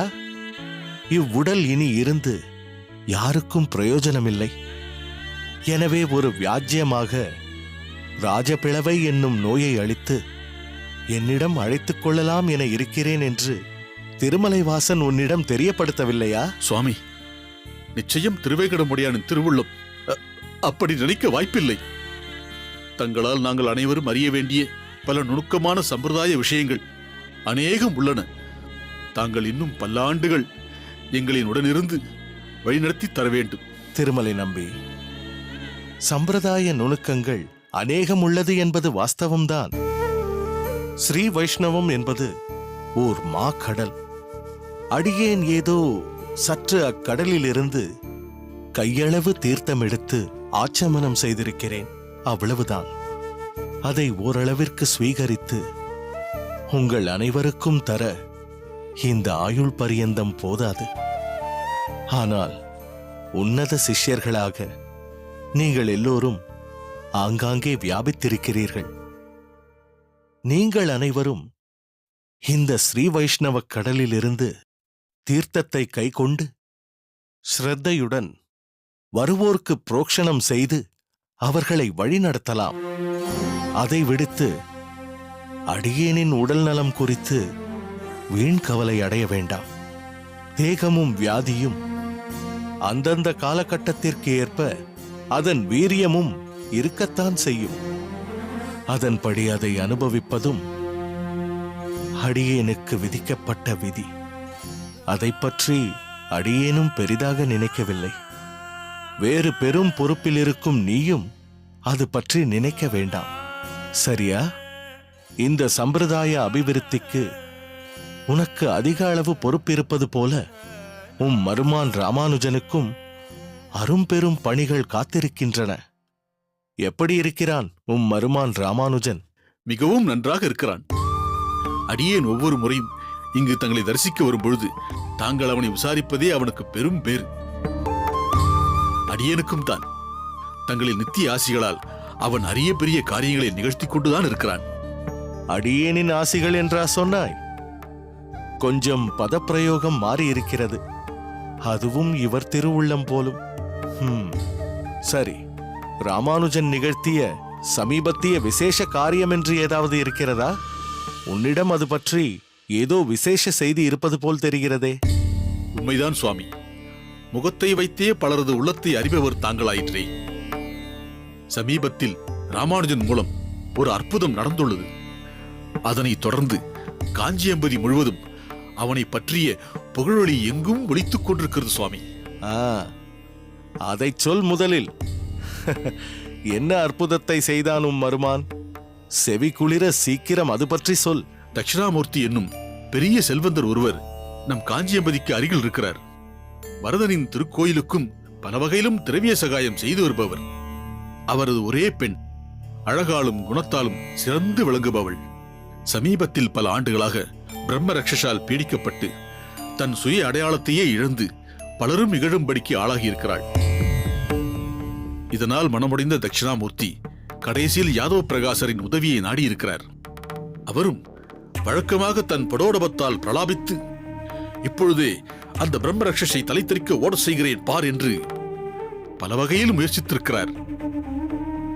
ஆனால் அந்த ரக்ஷஸோ யாதவரை இகழ்ந்து பேசுவதோடு நில்லாமல், தான் இப்பெண்ணை விட்டு அகல வேண்டும் என்றால் தங்களின் சீடன் ராமானுஜனின் பாதங்கள் அப்பெண்ணின் சிரசின் மீது பதிய வேண்டும் என்று பிரார்த்தித்திருக்கிறது.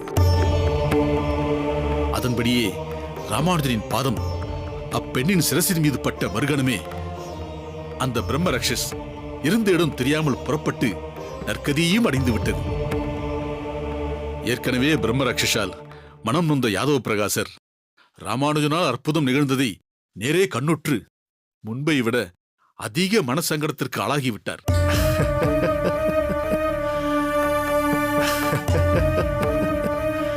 சுவாமி, தங்களின் சிரிப்பிற்கான காரணத்தை அடியேன் அறியலாமா? திருமலை நம்பி, நீ சொன்ன விஷயம் மிக அற்புதமானது, அதில் சந்தேகமே இல்லை. இருப்பினும் இதை கேட்டவுடன் அடியேனின் சந்தோஷத்தை கட்டுப்படுத்த முடியவில்லை. பகவானின் சில லீலைகளை கேட்கும்போது பக்தி பரவசம் ஏற்படும். சில லீலைகள் வியப்பை ஏற்படுத்தும், சில லீலைகள் பயத்தையும் ஏற்படுத்தும். பல லீலைகள் ஆனந்தத்தையும் குதூகலத்தையும் அளித்து நம்மை சிரிக்கச் செய்துவிடும். கண்ணனின் சிறுவயது லீலைகளைப் போன்று. அதில் ஒன்று இன்றைக்கு நினைத்தாலும் சிரிப்பு வரும். ஒரு முறை ஏதோ ஒரு ஆய்ச்சியர் வீட்டில் வழக்கம் போல் வெண்ணெயை திருடி உண்டிருக்கிறான் விஷமக்கார கண்ணன். அவள் ஒரு நாள் கையும் களவுமாக கண்ணனை பிடித்தவள் நேரே யசோதையிடம் அழைத்து வந்து, இவன் செய்த காரியம் பார்த்தாயா? பானைகள் முழுவதிலும் இருந்த அத்தனை வெண்ணெயையும் இவன் ஒருவனே விழுங்கி இருக்கிறான். அத்தோடு நின்றானா? ஏதோ உண்டோம் என்று போகாமல் வெண்ணெய் பானைகளையும் தூக்கி போட்டு உடைத்து விடுகிறான். பிறகு பெரிதாக குதூகலித்து சிரிக்கிறான். நீ கொஞ்சம் இவனை கண்டித்து வை என்று சொல்லிவிட்டு கோபமாக சென்று விட்டாள். யசோதையும், ஏனடா கண்ணா, வெண்ணையோ நம் அகத்தில் நிறைய இருக்க நீ இப்படி பல இடத்திலும் திருடி தின்னலாமோ? சரி போகட்டும், ஏனடா பானைகளையும் உடைக்கிறாய் என்று கேட்க, குறும்புக்கார கண்ணன் என்ன சொன்னான் தெரியுமா? அம்மா, வெண்ணெய் மிகவும் ருசியானது, அதுவும் மற்றொருவர் கிரகத்திலிருந்து எடுத்து தின்பது மிகவும் ஆனந்தமானது. அதேபோல் பானை உடையும் சத்தம் நீ கேட்டிருக்கிறாயோ? ஆஹா, அந்த ஒலி மிக மிக ஆனந்தமானது, அதனால்தான் உடைத்தேன் என்றான். யசோதைக்கு ஒரு நிமிடம் ஒன்றுமே புரியவில்லை. அதில் எப்படியடா ஆனந்தம் கிடைக்கும் என்று கேட்க, அப்போது அருகில் இருந்த ஒரு பெரிய பானையை சட்டென்று எடுத்து போட்டு உடைத்து, பார்த்தாயா எப்படி சத்தம் வந்தது பார்த்தாயா? ஆனந்தமாக இல்லை என்று கேட்டபடியே ஒரே ஓட்டமாக ஓடியே போய்விட்டான். யசோதை விக்கித்து போய் நிற்கிறாள். இதை எண்ணி ஆழ்வார்களைப் போல் நாமும் குதூகலித்து சிரிக்கிறோம் இல்லையா? இப்படி கண்ணனின் லீலை போல் மதுரமாகவும் வேடிக்கையாகவும் இருக்கிறது உன் மருமான் ராமானுஜன் நிகழ்த்திய விசேஷம். அகங்காரத்தின் சுவடுகள் அங்கம் முழுக்க வியாபித்திருக்கும் யாதவ பிரகாசரின் முகம் அன்று எப்படி ஆகியிருக்கும் என்று நினைத்தேன். சிரிப்பு வந்துவிட்டது. திருமலை நம்பிகளே, நிச்சயம் தாங்கள் தெரியப்படுத்திய விஷயம் நினைக்க நினைக்க மிகுந்த ஆச்சரியத்தை ஏற்படுத்துகிறது. உறுதியாகச் சொல்லலாம், அற்புதன் ராமானுஜன் என்று. அதற்கு காரணம் நம் ஆச்சாரியரின் சம்பந்தம் அவனுக்கு இருப்பதுதான். அவனுக்கும் அடியேனுக்கும் இன்னும் நெருக்கமான சம்பந்தம் இருக்க வேண்டும். அதுதான் காலத்தின் கட்டாயமும் கூட. ஆணையிடுங்கள் சுவாமி. ராமானுஜனை தங்களை இங்கு தரிசிக்க உடனே அழைத்து வருகிறேன். அவசரப்படாதே. இன்னும் காலம் கைகூடி வரவில்லை. வரும் நேரம் வரை பொறுத்திரு. அடியேனும் சில விஷயங்களுக்காக பொறுத்திருக்க பழகிக் கொண்டிருக்கிறேன். சரி, வெகு தொலைவிலிருந்து வந்திருக்கிறாய். பெரிய நம்பி, இவனை அழைத்துக் கொண்டு சென்று சில ஓலைகளை சமீபத்தில் பதிவுகள் செய்திருக்கிறாய் அல்லவா? அதை திருமலை நம்பியிடம் காட்டி அவனது சில உன்னதமான மேற்கோள்களையும் பதித்துக்கொள். உத்தரவு சுவாமி. சென்று வா திருமலை நம்பி. சற்று சிரம பரிகாரமும் செய்து கொள். உத்தரவு சுவாமி.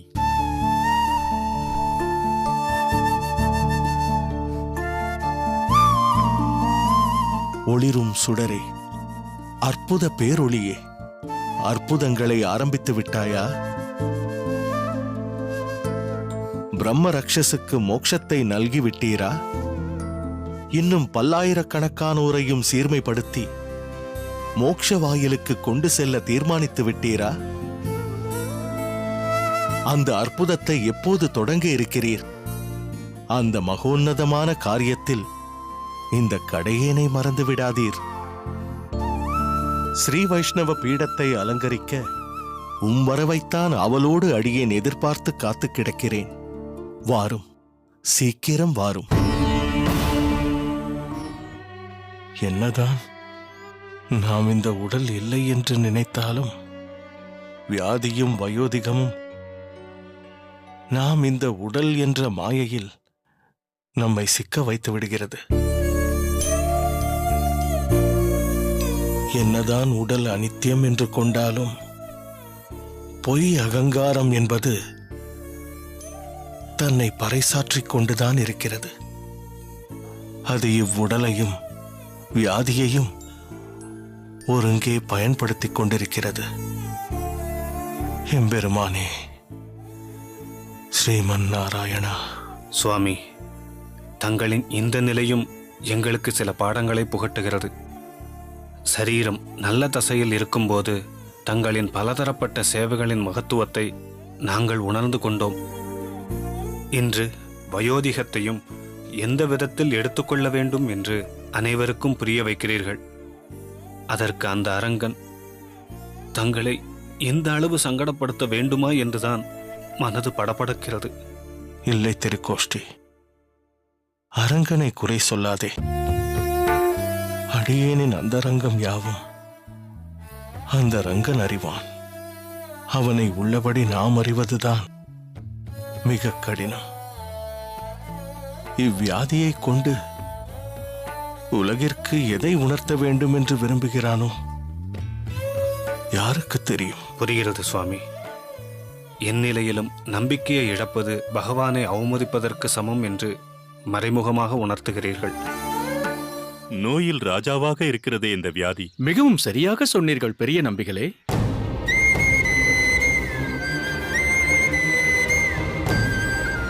மருந்திற்கு கூட கட்டுப்படாத பொல்லாத நோயாக இருக்கிறதே. இது பற்றி ஆச்சாரியரிடம் கேட்கவும் தயக்கமாக இருக்கிறது, பயமாகவும் இருக்கிறது. ஏதாவது கடிந்து கொள்வாரோ என்று. ஆச்சாரியரிடம் கேட்காவிட்டாலும் இந்நோய் பற்றி அடியேன் ஓரளவு தெரிந்து வைத்திருக்கிறேன். இப்பிளவை நோய் ஓரிடத்திலேயே நிலை பெற்றிருக்காமல் கொஞ்சம் கொஞ்சமாக மற்ற அங்கங்களையும் தாக்கக்கூடியது. சராசரி மனிதனாக இருப்பவர்கள் இதன் வலியை பொறுத்து கொள்ளவும் முடியாது. நம் ஆச்சாரியரின் சீலத்தாலும் ஆன்மீக பலத்தாலும் இந்நோய் தன் அளவு கடந்த வீரியத்தால் தாக்க முடியாமல் இருக்கிறது என்றுதான் சொல்ல வேண்டும். சாதாரண மனிதனை இந்நோய் தாக்கியிருந்தால் இந்நேரம் அவன் பெரும் விபரீதத்தை, நோயின் தாக்கத்தை சந்தித்திருப்பான். ஆச்சாரியர் தனக்கே உள்ள பொறுமையாலும் நாம் ஏதாவது துயரத்தால் துவண்டுவிடப் போகிறோமோ என்ற பச்சாதாபத்தாலும் எதையுமே வெளிக்காட்டாமல் இருக்கிறார். நம் அனைவரின் பிரார்த்தனை அவரை மீட்டுக் கொண்டு வர வேண்டும். நாங்களும் பல பிரார்த்தனைகளை அரங்கன் முன் வைத்துத்தான் இருக்கிறோம். அரையர் அன்னதானத்திற்கு ஏற்பாடு செய்திருக்கிறார். பிரதி சனிக்கிழமைகளில் அதை கைக்கொள்ளப் போகிறார். அடியேனும் ஒரு நாளைக்கு குறைந்தது 10 பாகவதர்களுக்காவது வஸ்திரங்களை தோய்த்து உலர்த்தி தருவதாக நேர்ந்து கொண்டிருக்கிறேன்.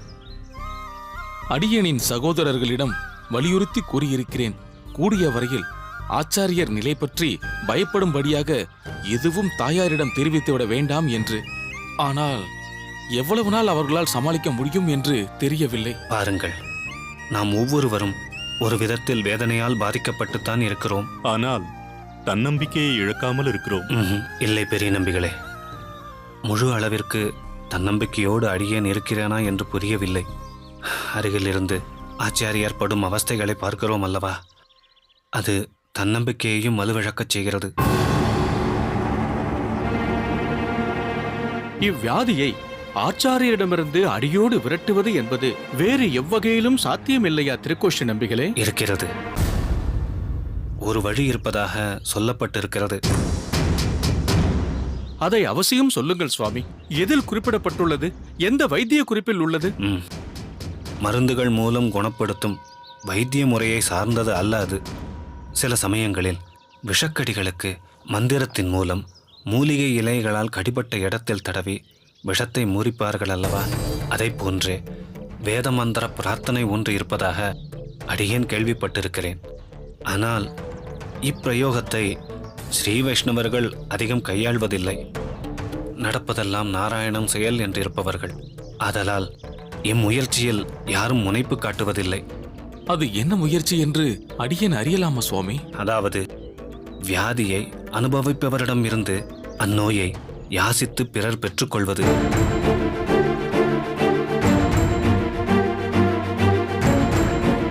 திருக்கோஷ்டி நம்பிகளே, தாங்கள் சொல்வது சாத்தியம் என்றே அடியேன் கேள்விப்பட்டிருக்கிறேன். பழமையான ரிக்வேத மந்திரங்களில், தாந்திரீக சூக்தங்களில் இதற்கான குறிப்புகள் இருக்கிறது. ஆனால் அதிகம் யாராலும் எளிதில் கைக்கொள்ளப்படாமல் இருக்கிறது.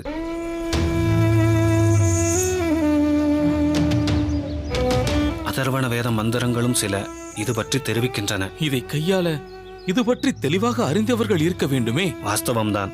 ஆனால் இது பற்றி அதிக விவரம் அடியேன் அறியவில்லை. ஆனால் பிரார்த்தனா மந்திரத்தால் வியாதியை யாசித்து வாங்க முடியும் எனினும் ஆச்சாரியரை அணுகி இது பற்றி பேசி இதெல்லாம் எப்படி சாத்தியம்? திருக்கோஷ்டி நம்பிகளே, நம் அனைவராலும் தற்போதைக்கு சாத்தியமானது அரங்கனின் சன்னதிக்குச் சென்று அவனை இருகரம் கூப்பி அஞ்சலி செய்து பிரார்த்திப்பதுதான். வாருங்கள், நாம் அவனிடம் சென்று முறையிடுவோம்.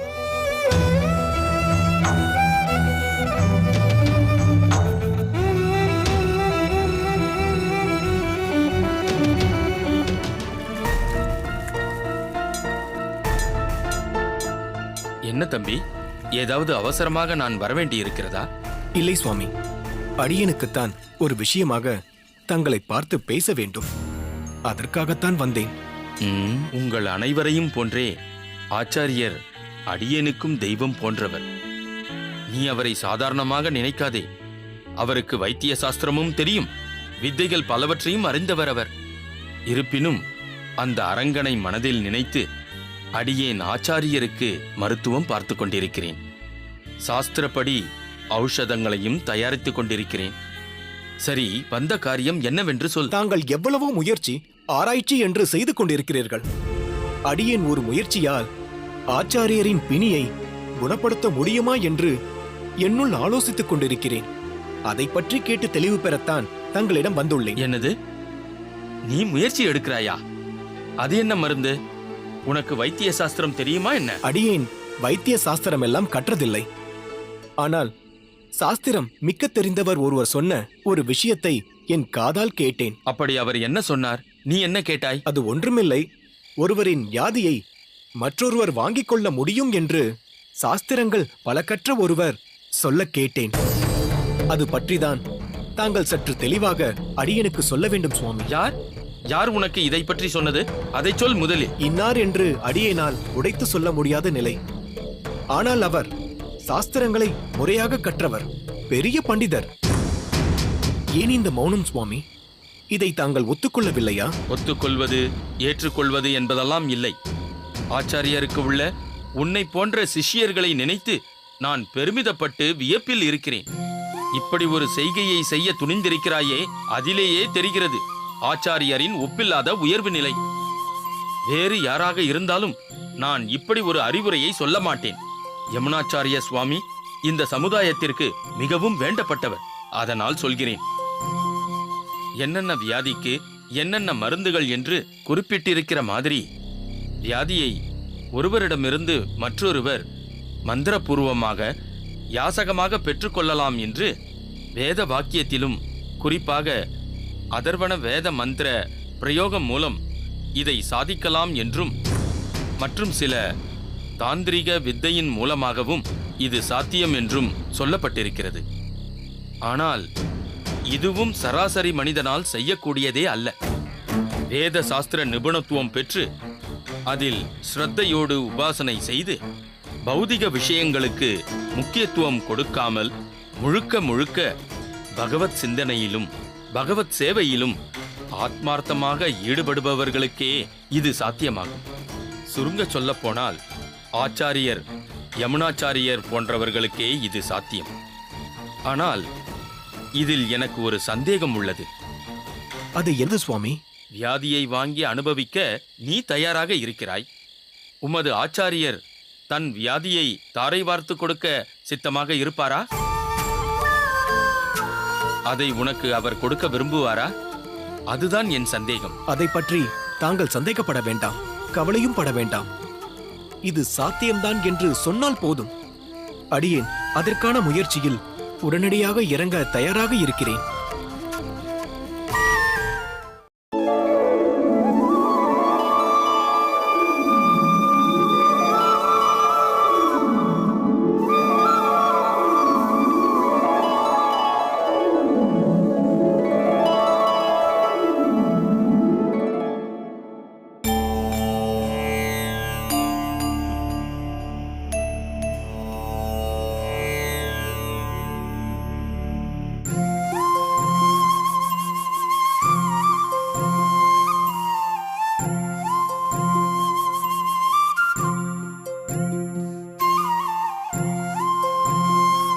என்ன மாறனேர், அக்கார அடிசிலா? ஆம் சுவாமி, அக்கார அடிசிலேதான். தாங்கள் பகவானுக்கு கண்டொருள பண்ண வேண்டி மலராண்டானிடம் சொல்லி பிரத்யோகமாக தலிகை செய்து கொண்டு வந்திருக்கிறேன். இனிப்பான விசேஷ அன்னம் பகவானுக்கு உகப்பானதுதானே? ஏதேது கொண்டு வந்திருப்பதோ இனிப்பின் உச்சமான அக்கார அடிசில் என்று சொல்லப்படும் சர்க்கரை பொங்கல். அதேபோல் உன் முகமும் பளிச்சென்று இனிமையாய் காணப்படுகிறது. உதிர்க்கும் வார்த்தையிலும் இனிமை தென்படுகிறது. என்ன விசேஷம் என்று இந்த சர்க்கரை பொங்கலை பெருமாளுக்கு கண்டருள பண்ண கொண்டு வந்திருக்கிறாய்? காரணம் நிச்சயம் இருக்கிறது சுவாமி. தாங்கள் ஒன்றை சொல்லியருள வேண்டும். என்னவென்று சொல். சாதாரணமாக ஒரு மனிதன் எப்பொழுது சந்தோஷத்தை அடைகிறான் சுவாமி? வெகு நாட்களாக எதிர்பார்த்த ஒரு பொருளோ விஷயமோ கைகூட பெறின் ஒருவன் சந்தோஷம் அடைவான். அதேபோல் எதிர்பாராது அதே சமயத்தில் ஒருவனுக்கு மிகவும் தேவையான ஒரு பொருள் புதையல் போன்று அவனுக்கு கிடைத்தாலோ அல்லது சம்பவங்கள் மனதிற்கினியதாக நடந்தாலோ அப்போது மிகுந்த ஆனந்தமும் அடையப் பெறுவான். அது சரி, இப்போது இந்த கேள்வியின் அவசியம் என்னவென்று அடியேன் அறிந்து கொள்ளலாமா? அப்படி ஒரு விஷயம் அடியேன் மனதிற்கு தெம்பையும் உற்சாகத்தையும் தருமளவிற்கு நடக்கும் என்றால் அடியேனும் ஆனந்தத்தை அடையத்தானே செய்வேன். சாதாரணமாக நீ நிறைய கேள்விகளை கேட்பாய். அடியேன் அதற்கு பல விளக்கங்களை கொடுப்பேன். இன்று அடியேன் பல கேள்விகளை கேட்டு உன் உற்சாகத்திற்குண்டான காரணத்தை அறிந்து கொள்ள வேண்டும் போல் இருக்கிறதே. அப்படியெல்லாம் இல்லை சுவாமி. கொஞ்ச நாட்களாகவே சுத்த அன்னம்தான் பிரதானமாக நிவேதனம் செய்யப்படுகிறது. இது போன்று அக்கார அடிசிலெல்லாம் தளிகை செய்து நீ இங்கு கொண்டு வருவதும் இல்லை. அடியேன் கண்டருள பண்ணவும் இல்லை. வியாதியில் பீடிக்கப்பட்டு அடியேன் இருப்பதால் அந்த வேதனையில் நீ இருக்கிறாய். அதனால் மலராண்டானிடம் இது போன்ற இனிப்பு பிரசாதங்களை தளிகை செய்யச் சொல்லவில்லை என்று நினைத்திருந்தேன். பார்த்தால் திடீரென்று இந்த பிரசாதத்தை இங்கே கொண்டு வந்து வைத்திருக்கிறாய்.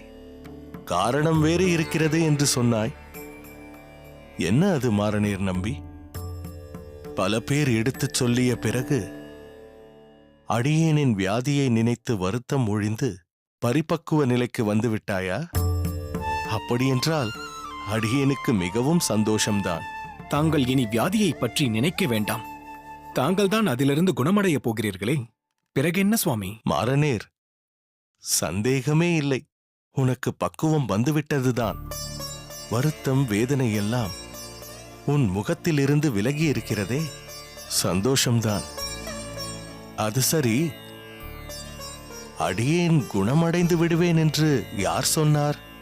வைத்தியர் உன்னிடம் நம்பிக்கையாக எதுவும் சொன்னாரா? ஆமாம் சுவாமி, வைத்தியர்தான் அடியேனுக்கு நம்பிக்கையை கொடுத்தார். ஓ, அப்படியா?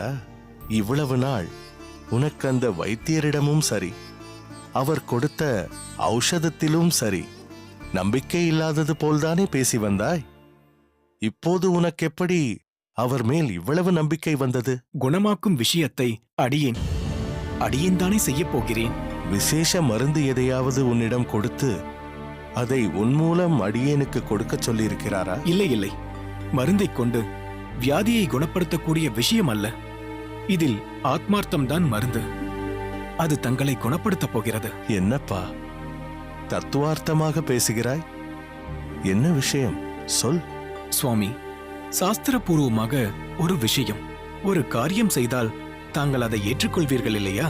அதை ஏன் சந்தேகமாக கேட்கிறாய்? சாஸ்திர சம்பிரதாயப்படி நடப்பதுதானே வாழ்க்கை முறை. அதன்படி நடப்பதில் அடியேனுக்கு என்றுமே உகப்புதான். நிச்சயம் ஏற்பேன். அப்படி என்றால் தாங்கள் இதையும் நிச்சயம் ஏற்றுக்கொள்வீர்கள். எது என்று முதலில் சொல். அதை இன்னும் சொல்லவே இல்லையே. அடியேனுக்கு தங்களின் ஆசிகளை நல்க வேண்டும்.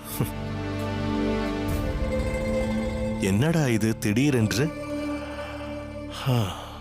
அடியேனின் ஆசிகள் எப்போதும் உனக்குண்டு. எழுந்திரு, எழுந்திரு.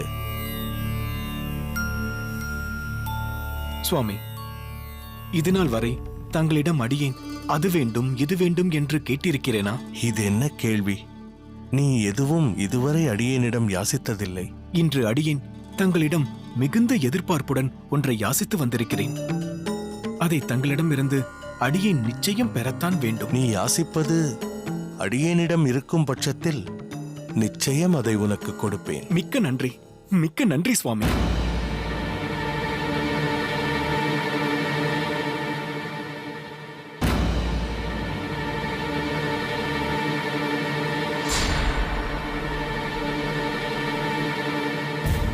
இதை பெற்றுக்கொள்ளுங்கள் சுவாமி.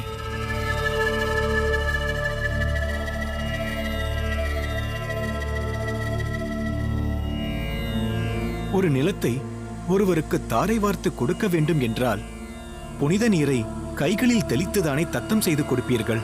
சரி, காவிரி கரையோரம் உள்ள நம் மடத்தின் நிலம் உனக்கு வேண்டுமா? இல்லை சுவாமி, அடியேனுக்கு நிலங்கள் எதுவும் வேண்டாம். பிறகு என்னதான் வேண்டும் உனக்கு? தங்களிடம் உள்ள கண்ணுக்கு புலப்படாமலும் தாங்களே அனுபவித்து வரும் அவ்விஷயத்தை அடியேனுக்கு தாரை வார்த்து தந்தருள வேண்டும். மாறனே, நீ அடியேனிடம் எதை கேட்கிறாய்? தங்களை அனுதினம் ஆட்டி வதைக்கும் வியாதியைத்தான் யாசிக்கிறேன். ராஜபிளவை நோயை அடியேனுக்கு தாரை வார்த்து தரும்படி யாசிக்கிறேன். இனி தாங்கள் வேதனையால் அவதியுறக்கூடாது சுவாமி. இதுவரை எதையும் யாசிக்காதவன் கேட்கிறேன் சுவாமி. தயவு செய்து தங்களின் வியாதியை அடியேனுக்கு கொடுத்து விடுங்கள். மாறனேர், நீ என்ன மூடனை போல் பேசுகிறாய்? உனக்கு என்ன பைத்தியமா பிடித்திருக்கிறது? உன் யாசகத்தை நிச்சயம் அடியேன் ஏற்பதற்கில்லை. இல்லை சுவாமி, தாங்கள் அப்படி சொல்லக்கூடாது. தங்களிடம் இருப்பதை நிச்சயம் தருவேன் என்று கூறிவிட்டு பிறகு தாங்கள் பின்வாங்க கூடாது. அவசியம் தங்களின் வியாதியை அடியேனிடம் கொடுக்கத்தான் வேண்டும். கொடுத்த வாக்கை தாங்களே மீறுவது தகாது சுவாமி. போதும் உன் வியாக்கியானம். வியாதியை யாசிப்பானாம், அதை நான் இவனுக்கு தாரை வார்த்து கொடுக்க வேண்டுமாம். மிகவும் அபத்தமான யாசகம், கோரிக்கை. உன் கோரிக்கை அர்த்தமற்றது. தனக்கு முடியவில்லை என்று தன் வேதனையை சிஷ்யனுக்கு கொடுப்பதென்பது எவ்வளவு பெரிய சுயநலம்! அதுவும் பாவம்தான். ஆச்சாரியர் சிஷ்யனுக்கு இதமானதை செய்வதுதான் முறை. முறையற்ற செயலை என்னை செய்யச் சொல்கிறாயா? வேண்டாம்.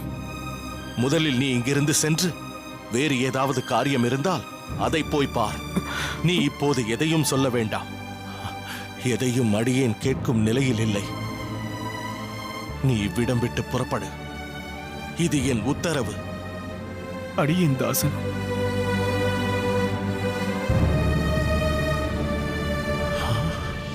இது என்ன சோதனை பிரபு? நீர் சீக்கிரம் இங்கு வந்து அடியேனுக்கு நற்கதி அளிக்க மாட்டீரா?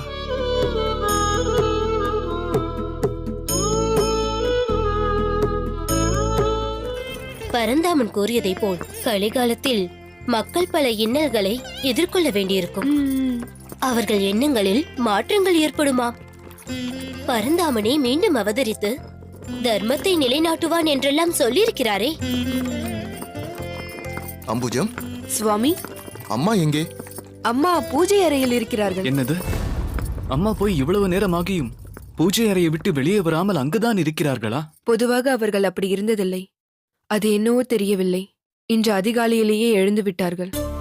அதன்பின் அந்த அறைக்கு சென்றவர்தான் வெளியே வரவே இல்லை.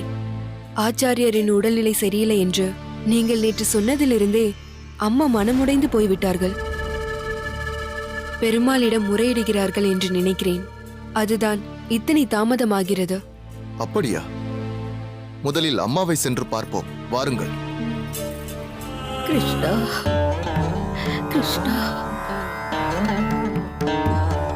கிருஷ்ணா, கிருஷ்ணா, கிருஷ்ணா. அம்மா, கிருஷ்ணா, அம்மா.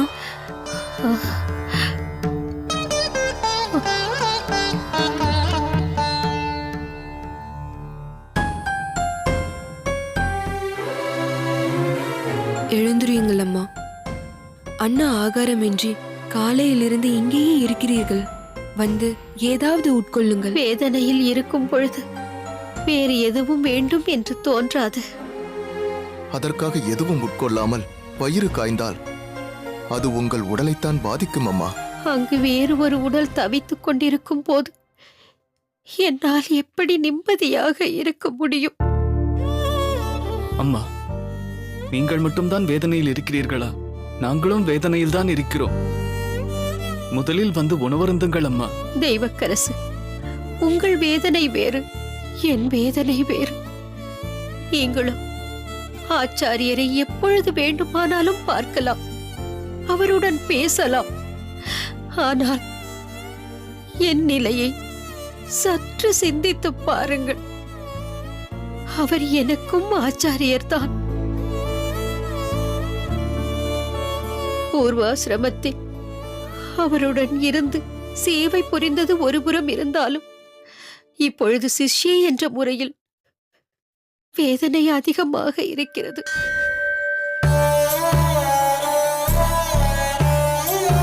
சுவாமி, இவ்வளவு அசௌகரியத்துடன் அரங்கனை சேவித்தே ஆக வேண்டும் என்கிறீர்களே, இன்னும் சற்று உடல்நிலை தேறியவுடன் இங்கு வந்து சேவிக்கலாமே சுவாமி. திருக்கோஷ்டி, என்றைக்கு உடம்பு தேறுவது, அரங்கனை சேவிப்பது? நாளை என்பது நம் கையில் இல்லையே. சுவாமி, சற்று மண்டபத்தில் உட்கார்ந்து சிரமப்பரிகாரம் செய்துவிட்டு பிறகு சன்னதிக்கு செல்லலாமா? வேண்டாம். அரங்கனை கண்டு சேவித்தால் புது தெம்பு வந்துவிடும். பேடுடைய இந்த மார்கழி மாதத்தில் மாதவனை அவன் சன்னதி சென்று கண்ணார காணவில்லை என்றால் பிறகு இப்பிறவி எடுத்து என்ன பிரயோஜனம்? தங்களின் கூற்றை அடியேன் மறுக்கவில்லை. இருப்பினும் தாங்கள் உடலை வருத்திக் கொள்கிறீர்களே என்ற ஆதங்கத்தில் தான் அப்படி பேசினோம். சுவாமி, அடியேன் தாசன். ஆச்சாரியருக்கு அநேக வந்தனங்கள். தங்களை எங்கோ பார்த்திருக்கிறேன், சட்டென்று ஞாபகம் வரவில்லையே. சுவாமி, அடியேன் திருப்பேர் நகர். இப்போது ஞாபகம் வந்து விட்டது. அப்பக்கூடத்தான் கோயிலடி திருவடிவாரம். உமது திருநாமம் கமலநாதன் தானே? அடியனின் பாக்கியம். அதே பெயர்தான் சுவாமி. தங்களை காண வேண்டிதான் புறப்பட்டு வந்தேன். பகவத் சன்னிதானத்து அருகிலேயே காணப்பெற்றேன். மிக்க சந்தோஷம். என்ன விஷயமாக இந்த கடையேனை காண தலைப்பட்டீர்? சுவாமி, தாங்கள் அறியாததல்ல, மார்கழி முதல் 10 நாட்கள் தங்களின் காலட்சேபம் அப்பால ரங்கநாதன் உரையும் திருப்பேறு நகரில்தான் எப்போதும் நடைபெறும். ஆனால் இம்முறை தங்களை அங்கு காணாததால் தங்களின் திருமாளிகையில் தங்களை வந்து தரிசிக்கலாம் என்று வந்தேன். பாக்கிய வசத்தால் இங்கேயே தங்களை தரிசித்து விட்டேன். சுவாமி, தாங்கள் இம்மாதம் எந்நாட்களில் அங்கு வருவதாக இருக்கிறீர்கள் என்று அறிய ஆவலாக இருக்கிறேன். சுவாமி, குறுக்கிடுவதற்கு பொறுத்தருள வேண்டும். கமலநாத சுவாமி, ஆச்சாரியருக்கு இப்போது சற்று தேக சௌகரியம் இல்லை. இப்போது அங்கு வந்து காலக்ஷேபம் செய்வதற்கும் இல்லை. ஓ, அதனால் தான் ஆச்சாரியர் அங்கு எழுந்தருளவில்லையா? ஏதோ தெரியாமல் கேட்டுவிட்டேன். மாதத்தின் பிற்பகுதியில் 10 நாட்கள் எழுந்தருளி காலட்சேபம் செய்ய வாய்ப்பு இருக்கிறதா சுவாமி? அங்கு உள்ளவர்கள் பகவான் குணானுபவத்தில் ஆழ்வதற்கு மிகவும் ஆவலாக இருக்கிறார்கள். தங்களின் ஆர்வம் புரிகிறது. இருப்பினும் ஆச்சாரியரை ராஜபுலவை நோய் பீடித்திருக்கிறது. அவரால் எங்கும் பிரயாணிக்க இயலாது. வைத்தியரின் ஆலோசனைப்படி மிகுந்த ஓய்வு தேவைப்படுகிறது. ரங்கரங்கா, இப்போது கூட மிகவும் சிரமப்பட்டுத்தான் அரங்கனை சேவிக்கும் ஆர்வத்தில் வந்திருக்கிறார். க்ஷமிக்கணும் சுவாமி, அடியேன் சரியாக புரிந்து கொள்ளாமல் விண்ணப்பம் செய்து விட்டேன். இவ்வருடம் எங்களுக்கு கொடுப்பினை இல்லை. ரங்கரங்கா, சீக்கிரம் இவ்வியாதி ஸ்வஸ்தமாகட்டும். அடுத்த வருடம் ஆச்சாரியர் முன்பு போல் எழுந்தருளி இருந்து திருப்பாவை காலட்சேபம் செய்து எங்கள் எல்லோரையும் அனுக்கிரகிக்க வேண்டும். இது அடியேனின் தாழ்மையான விண்ணப்பம், விருப்பம். அடியேன் உத்தரவு வாங்கிக் கொள்கிறேன் சுவாமி. அரங்கன் தங்களுக்கு எல்லா வளமும் அருளட்டும்.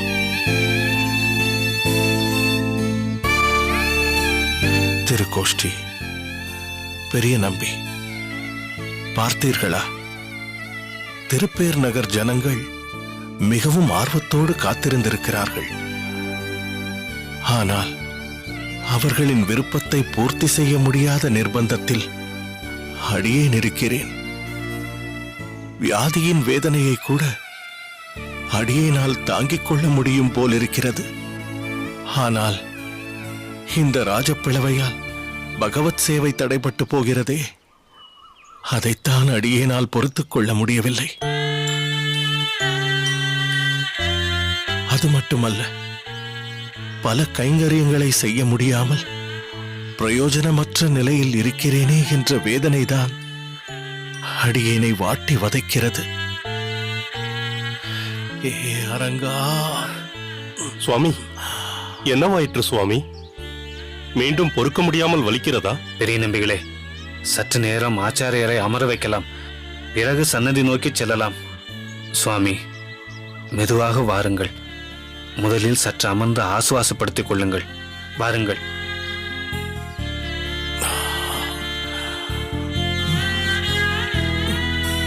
அரங்கா!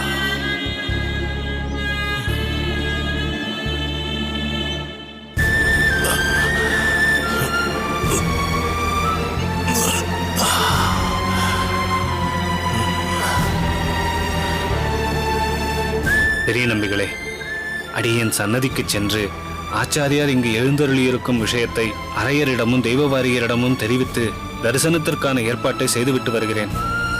ஆகட்டும் திருக்கோஷ்டி நம்பிகளே, ஆச்சாரியர் இங்கேயே சற்று ஓய்வெடுத்துக் கொள்ளட்டும். அடியேனும் அணி அரங்கரிடம் ஆச்சாரியரின் விஜயத்தை தெரிவித்து பருகுவதற்கு ஜலம் எடுத்துக்கொண்டு வருகிறேன். சரி பெரிய நம்பிகளே. சுவாமி, சற்று இங்கேயே அமர்ந்திருங்கள். இதோ நொடிப்பொழுதில் அருந்த ஜலம் கொண்டு வருகிறேன். ஆகட்டும்.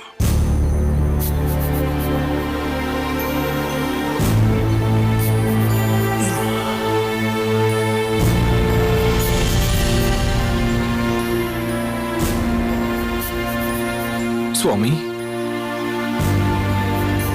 மாரநேர், நீ எப்போது வந்தாய்? மடத்தில் மற்ற பணிகளை விட்டுவிட்டு இங்கு ஏன் வந்தாய்? பொறுத்தருள வேண்டும் சுவாமி. உடல்நிலை முடியாமல் கோயிலுக்கு புறப்பட்டு இருக்கிறீர்கள். அந்த நினைப்பு அடியனை மிகவும் வாட்ட பணிகளை விரைந்து முடித்து இங்கு வந்து விட்டேன். எங்கு சென்றாலும் அடியேனை நிழல் போல் தொடர வேண்டும் என்று நிச்சயித்து விட்டாய். சுவாமி, வியாதியும் வேதனையும் நிஜமான தேகத்திற்குத்தான், நிழலுக்கு அல்ல. தாங்கள் அடியேனின் நிஜமான நித்தியமான ஆச்சாரியர். தங்களின் பூரண நலன் மட்டுமே இந்த நிழலின் விருப்பம், ஆசை, கனவு எல்லாம். அதற்காகத்தான் இத்தேகத்தில் இன்னும் உயிர் ஒட்டிக்கொண்டு இருக்கிறது. இனியாவது அடியனின் பிரார்த்தனையை நிறைவேற்றக்கூடாதா? மாறனேர், நீ என்னதான் சொல்ல வருகிறாய்? சுவாமி, அடியன் சொல்ல வருவது, கேட்க விரும்புவது எல்லாம் ஒன்றே ஒன்றுதான். ராஜப்பிளவை நோயை அடியனிடம் தர யாசிக்கிறேன் சுவாமி. தயவு செய்து கொடுத்தருள வேண்டும். மீண்டும் ஆரம்பித்து விட்டாயா? சுவாமி, கோபிக்க வேண்டாம். அடியன் சொல்வதை தயவு செய்து செவிசாய்த்து அருளுங்கள். நீ எதை வலியுறுத்துவாய் என்று அடியேனுக்கு நன்றாக தெரியும். முதலில் நீ இங்கிருந்து புறப்படு. மடத்தில் வேறு ஏதாவது பணி இருக்கும், அதை போய் பார். இது அடியேனின் உத்தரவு. தங்களின் உத்தரவை மீறும் இந்த சிறியனை பொறுத்தருளுங்கள். அடியன் சொல்ல வருவதை கேட்டு பின்னர் எந்த முடிவு வேண்டுமானாலும் எடுத்துக்கொள்ளுங்கள் சுவாமி. சுவாமி, தேகம் அனித்தியம் என்று பலமுறை தாங்கள் சொல்லி இருக்கிறீர்கள். அதன்படி அடியனின் தேகம் அழிய போவது நிச்சயமே. அதற்கு முன்பு இந்த தேகம் தங்களின் வியாதியை சுமப்பதற்காகவாவது பிரயோஜனப்படட்டுமே. அதற்காக அடியேனின் வேதனையை உனக்கு கொடுக்க சொல்கிறாயா? சுவாமி, தங்களுக்கு அது வேதனை, அடியனுக்கோ வரம். இதுவரை அடியனின் சொந்த விருப்பமாக ஏதும் தங்களிடம் கேட்டதில்லை. அந்த ராஜப்பிளவை நோயை அடியனுக்கு வரமாக கொடுத்து தாங்கள் இன்னும் நெடுநாள் சுகமாக வாழ்ந்து வைணவ சித்தாந்தத்தை தழைத்தோங்க செய்து பலரையும் வழிநடத்த வேண்டும். சுவாமி, தாங்கள் நலமோடு இருந்தால் அடியனை போன்ற 1000 மாறநேர் நம்பிகளுக்கு ஆதரவாய் நின்று அவர்களுக்கு ஒரு புது வாழ்வை உருவாக்க முடியும். ஆனால் இந்த மாறநேர் நம்பியால் யாருக்கும் எந்த பிரயோஜனமும் இல்லை. தங்களின் நோயை எனக்கு தந்து அடியனின் வாழ்க்கையை பயனுள்ளதாக ஆக்குங்கள் சுவாமி.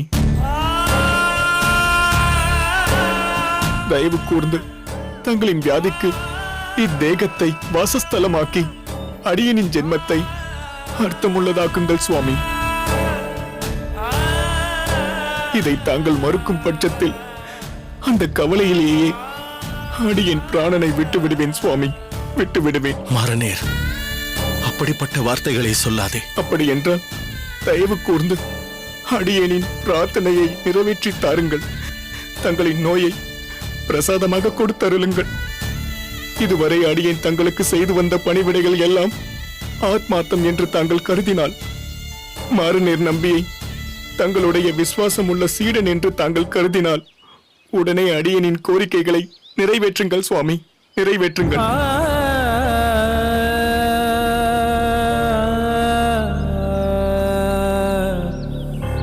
மாறனேர், உன் விசுவாசத்திற்கு அடியேன் தோற்றேன், உன் அன்பிற்கு அடியேன் ஆட்பட்டேன். அரங்கனின் சித்தம் அதுவென்றால், அடியேனின் ஆன்மீக புத்திரா, அடியேனின் இவ்வியாதியை சிறிது காலம் நீயே அனுபவித்து வா.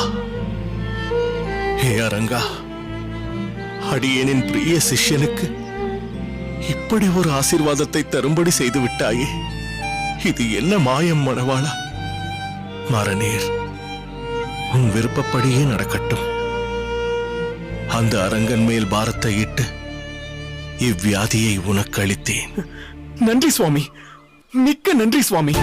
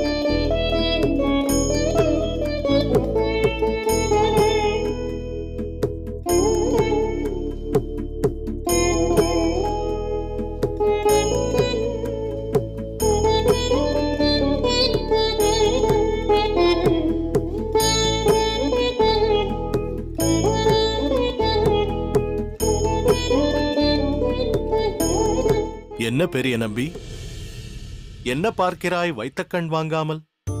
பாதுகைகளையா? அடியேன் அந்த பாதுகைகளை மட்டும் பார்க்கவில்லை, தங்கள் திருவுருவையும் பார்க்கிறேன். திருவுருவமா? இந்த கிழவன் வதனத்தில் அப்படி என்ன வளத்தை கண்டாய்? தங்கள் உடல் மட்டுமல்ல, தற்போது தங்கள் நடையே ஒரு அலங்காரமாக இருக்கிறது. தங்களை அடியேன் இளமை காலத்தில் பார்த்ததில்லை, இன்று அதை காண்கிறேன். என்ன பெரிய நம்பி, வர்ணனைகளை வாரி வழங்கிக் கொண்டிருக்கிறாய்? அப்படி என்ன மட்டில்லா மகிழ்ச்சி? சமீபத்தில் தாங்கள் பெருமாள் திருவாராதனத்தில் அவ்வளவு எளிதாக ஈடுபட்டதில்லை. ஆனால் தங்கள் கைங்கரியத்தை பார்த்ததும் எனக்கு பழைய ஞாபகம். அடியேன் அப்படித்தான். திருவரங்கம் பொறுப்பேற்ற பிறகு அடியேன்தான் அனைத்தையும் செய்ய வேண்டும் என்று விடாப்பிடியாக செய்வேன். இடையில் நோய் வந்து அடியேனை தடை செய்துவிட்டது. இப்போதுதான் அடியேன் நோயை மாறனேருக்கு தாரை வார்த்து விட்டேனே, மீண்டும் பழைய தெம்பு வந்துவிட்டது. அவ்வளவுதான். நோய் தாக்கப்பட்டவனே அவன் கடமையை தவறாமல் செய்கிறானே. மாறனேரை சொல்கிறேன், சுகப்பட்டவன் அடியேன் துவண்டு கிடக்கலாமா? இதோ பார், இந்த நிலையிலும் பெருமாளுக்கு அம்சி செய்ய தளிகை செய்து அனுப்பியிருக்கிறான். சிறு திருத்தம் சுவாமி.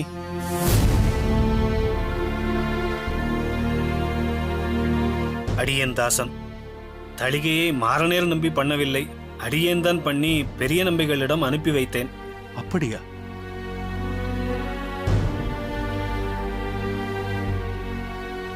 ஏன் மாறநேர் பண்ணவில்லை? அவனுக்கென்னவோ வழக்கம் போல் அனைத்தையும் தான் செய்ய வேண்டும் என்ற ஆசை. நாங்கள் தான் விடவில்லை, பணிகளை பிரித்து கொடுத்து விட்டோம். ஆம் சுவாமி, வளைய வளைய வந்து கொண்டிருப்பான். இப்பொழுதெல்லாம் அவனால் அவ்வளவு இயல்பாக பணிகளை செய்ய முடியவில்லை. பிறகு சாதாரண நோயா அது? பட்டவனுக்குத்தானே அதனுடைய வீரியம் தெரியும். ஆனால் அவன் படும் அவஸ்தைகளை மற்றவர்களுக்கு தெரிவிப்பதில்லை. அனைவர் முன்னிலையிலும் மிகவும் சாதாரணமாகவே நடந்து கொள்கிறான். அவனுக்கு தெரியாமல் சில நேரம் அடியேன் கண்காணிப்பதுண்டு. அந்த வலியையும் வேதனையையும் அவன் அனுபவிப்பதை பார்க்கவே பாவமாக இருக்கிறது சுவாமி. படித்து படித்து சொன்னேன், செவி சாய்க்கவில்லை. கோபமாகவும் சொன்னேன், கேட்கவில்லை. யாசித்தான். அடியேன் அவன் கோரிக்கைக்கு அடிபணிந்து விட்டேனோ? அரங்கா, அடியேன் தவறிழைத்து விட்டேன். மாறநேரை சங்கடத்தில் ஆழ்த்தி விட்டேன். அப்படியெல்லாம் சொல்லாதீர்கள் சுவாமி. தாங்கள் படும் வேதனையை அவனால் தாங்கிக் கொள்ள முடியவில்லை. அதனால்தான் தான் தாங்கிக் கொள்ள வாங்கிக் கொண்டு விட்டான். இருப்பினும் சுகங்களை பகிர்ந்து கொள்ளலாம். ஏன் தாரை வார்த்து கூட கொடுக்கலாம். துக்கங்களையும் துன்பங்களையும் விதிக்கப்பட்டவன்தான் அனுபவிக்க வேண்டும். அப்படி கூறாதீர்கள் சுவாமி. தாங்கள் நெடுநாள் நோய் நொடியின்றி வாழ வேண்டும். புனிதமான இம்மடத்திற்கு பூர்வாச்சாரியராய் திடகாத்திரமாய் திகழ வேண்டும். எத்தனை நாளைக்கு? பிறப்பவன் இறப்பது உறுதி. மனிதன் பிறப்பதே இறப்பதற்காகத்தான். அறிய மாட்டீர்களோ? நிதர்சனமான உண்மை. ஆனால் விதிக்கப்பட்ட காலம் வரை வியாதியில்லாமல் வாழலாம் அல்லவா? தவறு. நோய், முதுமை, மரணம், இம்மூன்றும் மனிதன் அனுபவிக்க வேண்டியது கட்டாயம். எதையும் விளக்க முடியாது, விளக்கும் தர இயலாது. தவறு செய்துவிட்டேன் சுவாமி. அடியேனை தனிமையில் இருக்க விடுங்கள்.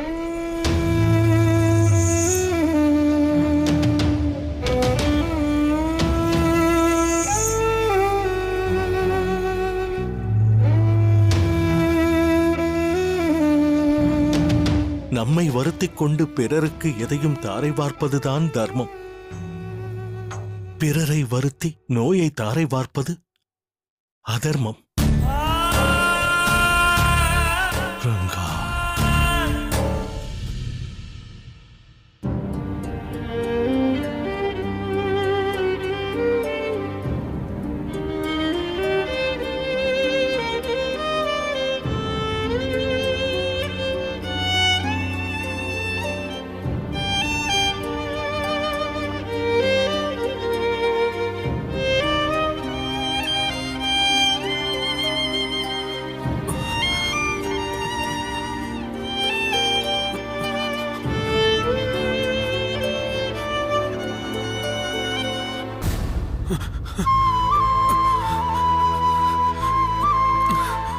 சுவாமி, மரநேர், ஏன் பதறுகிறாய்?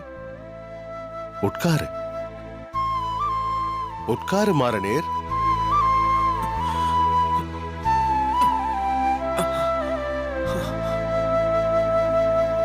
சுவாமி, அடியேன் அபச்சாரப்பட்டு விட்டேன். எதற்கு? ஆச்சாரியர் ஒரு சாமானியனுக்கு விசிறி வீசுவதா? இங்கு ஆச்சாரியனும் இல்லை, சாமானியனும் இல்லை. என்ன பார்க்கிறாய்? இது ஒரு தாய் தன் குழந்தைக்கு செய்கின்ற சேவை. சேவை என்று சொல்லி அடியேனை அபச்சாரப்படுத்துகிறீர்கள் சுவாமி. அபச்சாரமாவது ஆச்சரியமாவது? இது ஒரு தாய்க்கும் குழந்தைக்கும் உள்ள பாசம், பந்தம். அக்குழந்தைக்கு காய்ச்சல் வந்து அவதிப்பட்டு சோர்வாய் சற்று தூங்குமாம். அப்போது அந்த தாய் குழந்தை நன்றாக தூங்கட்டும் என்று விசிறி எடுத்து வீசுவாளாம். நீ பார்த்திருக்கிறாயோ? அது மாதிரிதானப்பா இதுவும். நீ பகல் முழுவதும் வேலை செய்து அசந்து களைத்து தூங்கிக் கொண்டிருக்கிறாய். இப்போது உன் முகத்தில் வியர்வை சொட்டுகிறது. அதனால்தான் விசிறினேன். சற்று வேகமாக விசிறிவிட்டேன் போல் தெரிகிறது. உனக்கு குளிர் எடுத்து உடம்பை சுருக்கிக் கொண்டாய், எனவேதான் போர்த்தி விட்டேன். சுவாமி, நீங்கள் என்னென்னவோ பேசுகிறீர்கள். அடியேனுக்கு என்னவோ மாதிரி இருக்கிறது. மாரநேர், முழுவதும் கேள். அந்த குழந்தைக்கு காய்ச்சல், இந்த குழந்தைக்கு ஒரு நோய். அதுவும் சாதாரண நோய் அல்ல, ராஜபிளவை நோய். அது தானாகவும் வரவில்லை, கஷ்டப்பட்ட தாயிடமிருந்து வாங்கிக் கொண்ட நோய். சுவாமி, அடியேன் புறப்படுகிறேன்.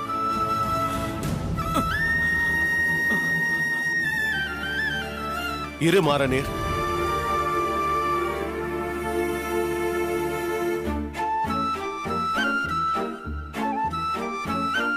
உன்னை பற்றி எனக்கு நன்றாக தெரியும். பணிவு உன் உடன் பிறந்த சகோதரன், இரக்கம் உன் உடம்பில் ஓடுகின்ற ரத்தம், சகிப்புத்தன்மை உனக்கு அந்த அரங்கன் கொடுத்த வரம், அடக்கம் அவர் கொடுத்த வரப்பிரசாதம். அப்படியெல்லாம் எதுவும் இல்லை சுவாமி. இதோ பார், உன் ஆட்டம் ஓட்டம் எல்லாவற்றையும் அடியேன் பார்த்திருக்கிறேன். ஆனால் இப்போது இந்த நோயை நீ வாங்கிக் கொண்ட பிறகு நீ படுகின்ற வேதனை, வலி, இவையெல்லாம் அடியேன் நோயுற்ற வேளையில் அடியேன் பட்ட அவதியை விட அதிகமாக தெரிகிறதப்பா. பகல் முழுவதும் கடமை என்று வேலைகளை பார்த்துவிட்டு இரவில் வலியால் துடித்து கடைசியில் உறக்கம் வந்தவுடன் அந்த வலிகளையெல்லாம் மறந்து போகிறாய். பிறகு விழித்தவுடன் உனக்கு அந்த வேதனை தெரிகிறதில்லையா? அதனால்தான் சற்று விசிறினேன். சுவாமி, அதெல்லாம் இல்லை சுவாமி. யாரோ தங்களிடம் மிகைப்படுத்தி சொல்லி இருக்கிறார்கள். இப்போது என்னை பாருங்கள், நான் நன்றாகத்தான் இருக்கிறேன். நன்றாக சாப்பிடுகிறேன், என் பணிகளையும் பார்க்கிறேன், நன்றாக தூங்கவும் செய்கிறேன். இதைவிட வேறு என்ன வேண்டும் எனக்கு? நன்றாக பேசத் தெரிந்து கொண்டாய் மாரநேர். ராஜபிளவை நோயை பற்றி உன்னை விட அடியேனுக்கு நன்றாக தெரியும். அடியேன் பட்ட அவதியும் அடியேனுக்கு தெரியும். அடியேனும் உன்னைப் போலவே வெளியில் காட்டிக்கொள்ள மாட்டேன்.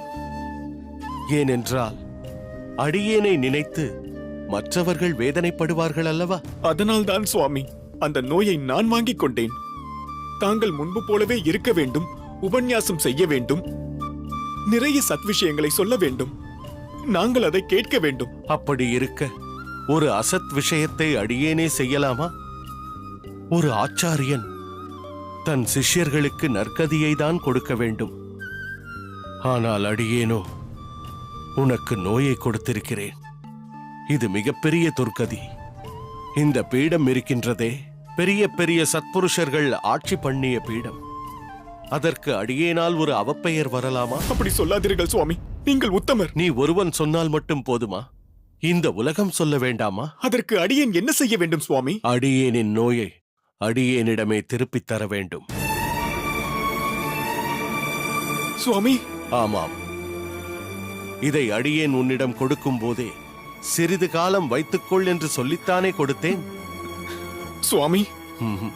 ஒன்றும் பேசக்கூடாது. நீ யாசித்தாய், அடியேன் கொடுத்தேன். இப்போது அடியேன் யாசிக்கிறேன், நீ திருப்பிக் கொடு.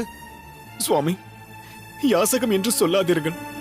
தங்களின் ஆணை எதுவாக இருந்தாலும் அடியேன் ஏற்க சித்தமாக இருக்கிறேன். ஆனால் இதை மட்டும் கேட்காதீர்கள் சுவாமி. அடியேன் ஒன்று சொல்கிறேன், சினம் கொள்ளக்கூடாது. ஒன்றும் சொல்ல வேண்டாம். நீ விஷமக்காரன். ஏதேனும் சொல்லி அடியேனை குழப்பத்தில் ஆழ்த்தி விடுவாய். அடியேன் இப்போது தெளிவாக இருக்கிறேன். சொல்வதை கேள். அடியேனின் நோயை அடியேனுக்கே திருப்பிக் கொடுத்து விடு. சுவாமி, அதை அடியேனால் கொடுக்க முடியாது. அது மட்டுமின்றி கொடுத்ததை திருப்பி கேட்பது முறையும் அல்ல. திரும்ப கேட்காமல் இருக்க அடியேன் உனக்கு கொடுத்தது சன்மானமோ பரிசோ அல்ல, கடன். நீ திருப்பித் தர மறுத்தாலும் அதை எடுத்துக்கொள்ள அடியேனுக்கு முழு உரிமை இருக்கிறது. இன்றோடு அடியேன் உனக்கு கொடுத்த கடன் தீர்ந்து விட்டது. அடியேன் இந்த ராஜபிளவை நோயை திரும்ப பெற்றுக்கொண்டு விட்டேன்.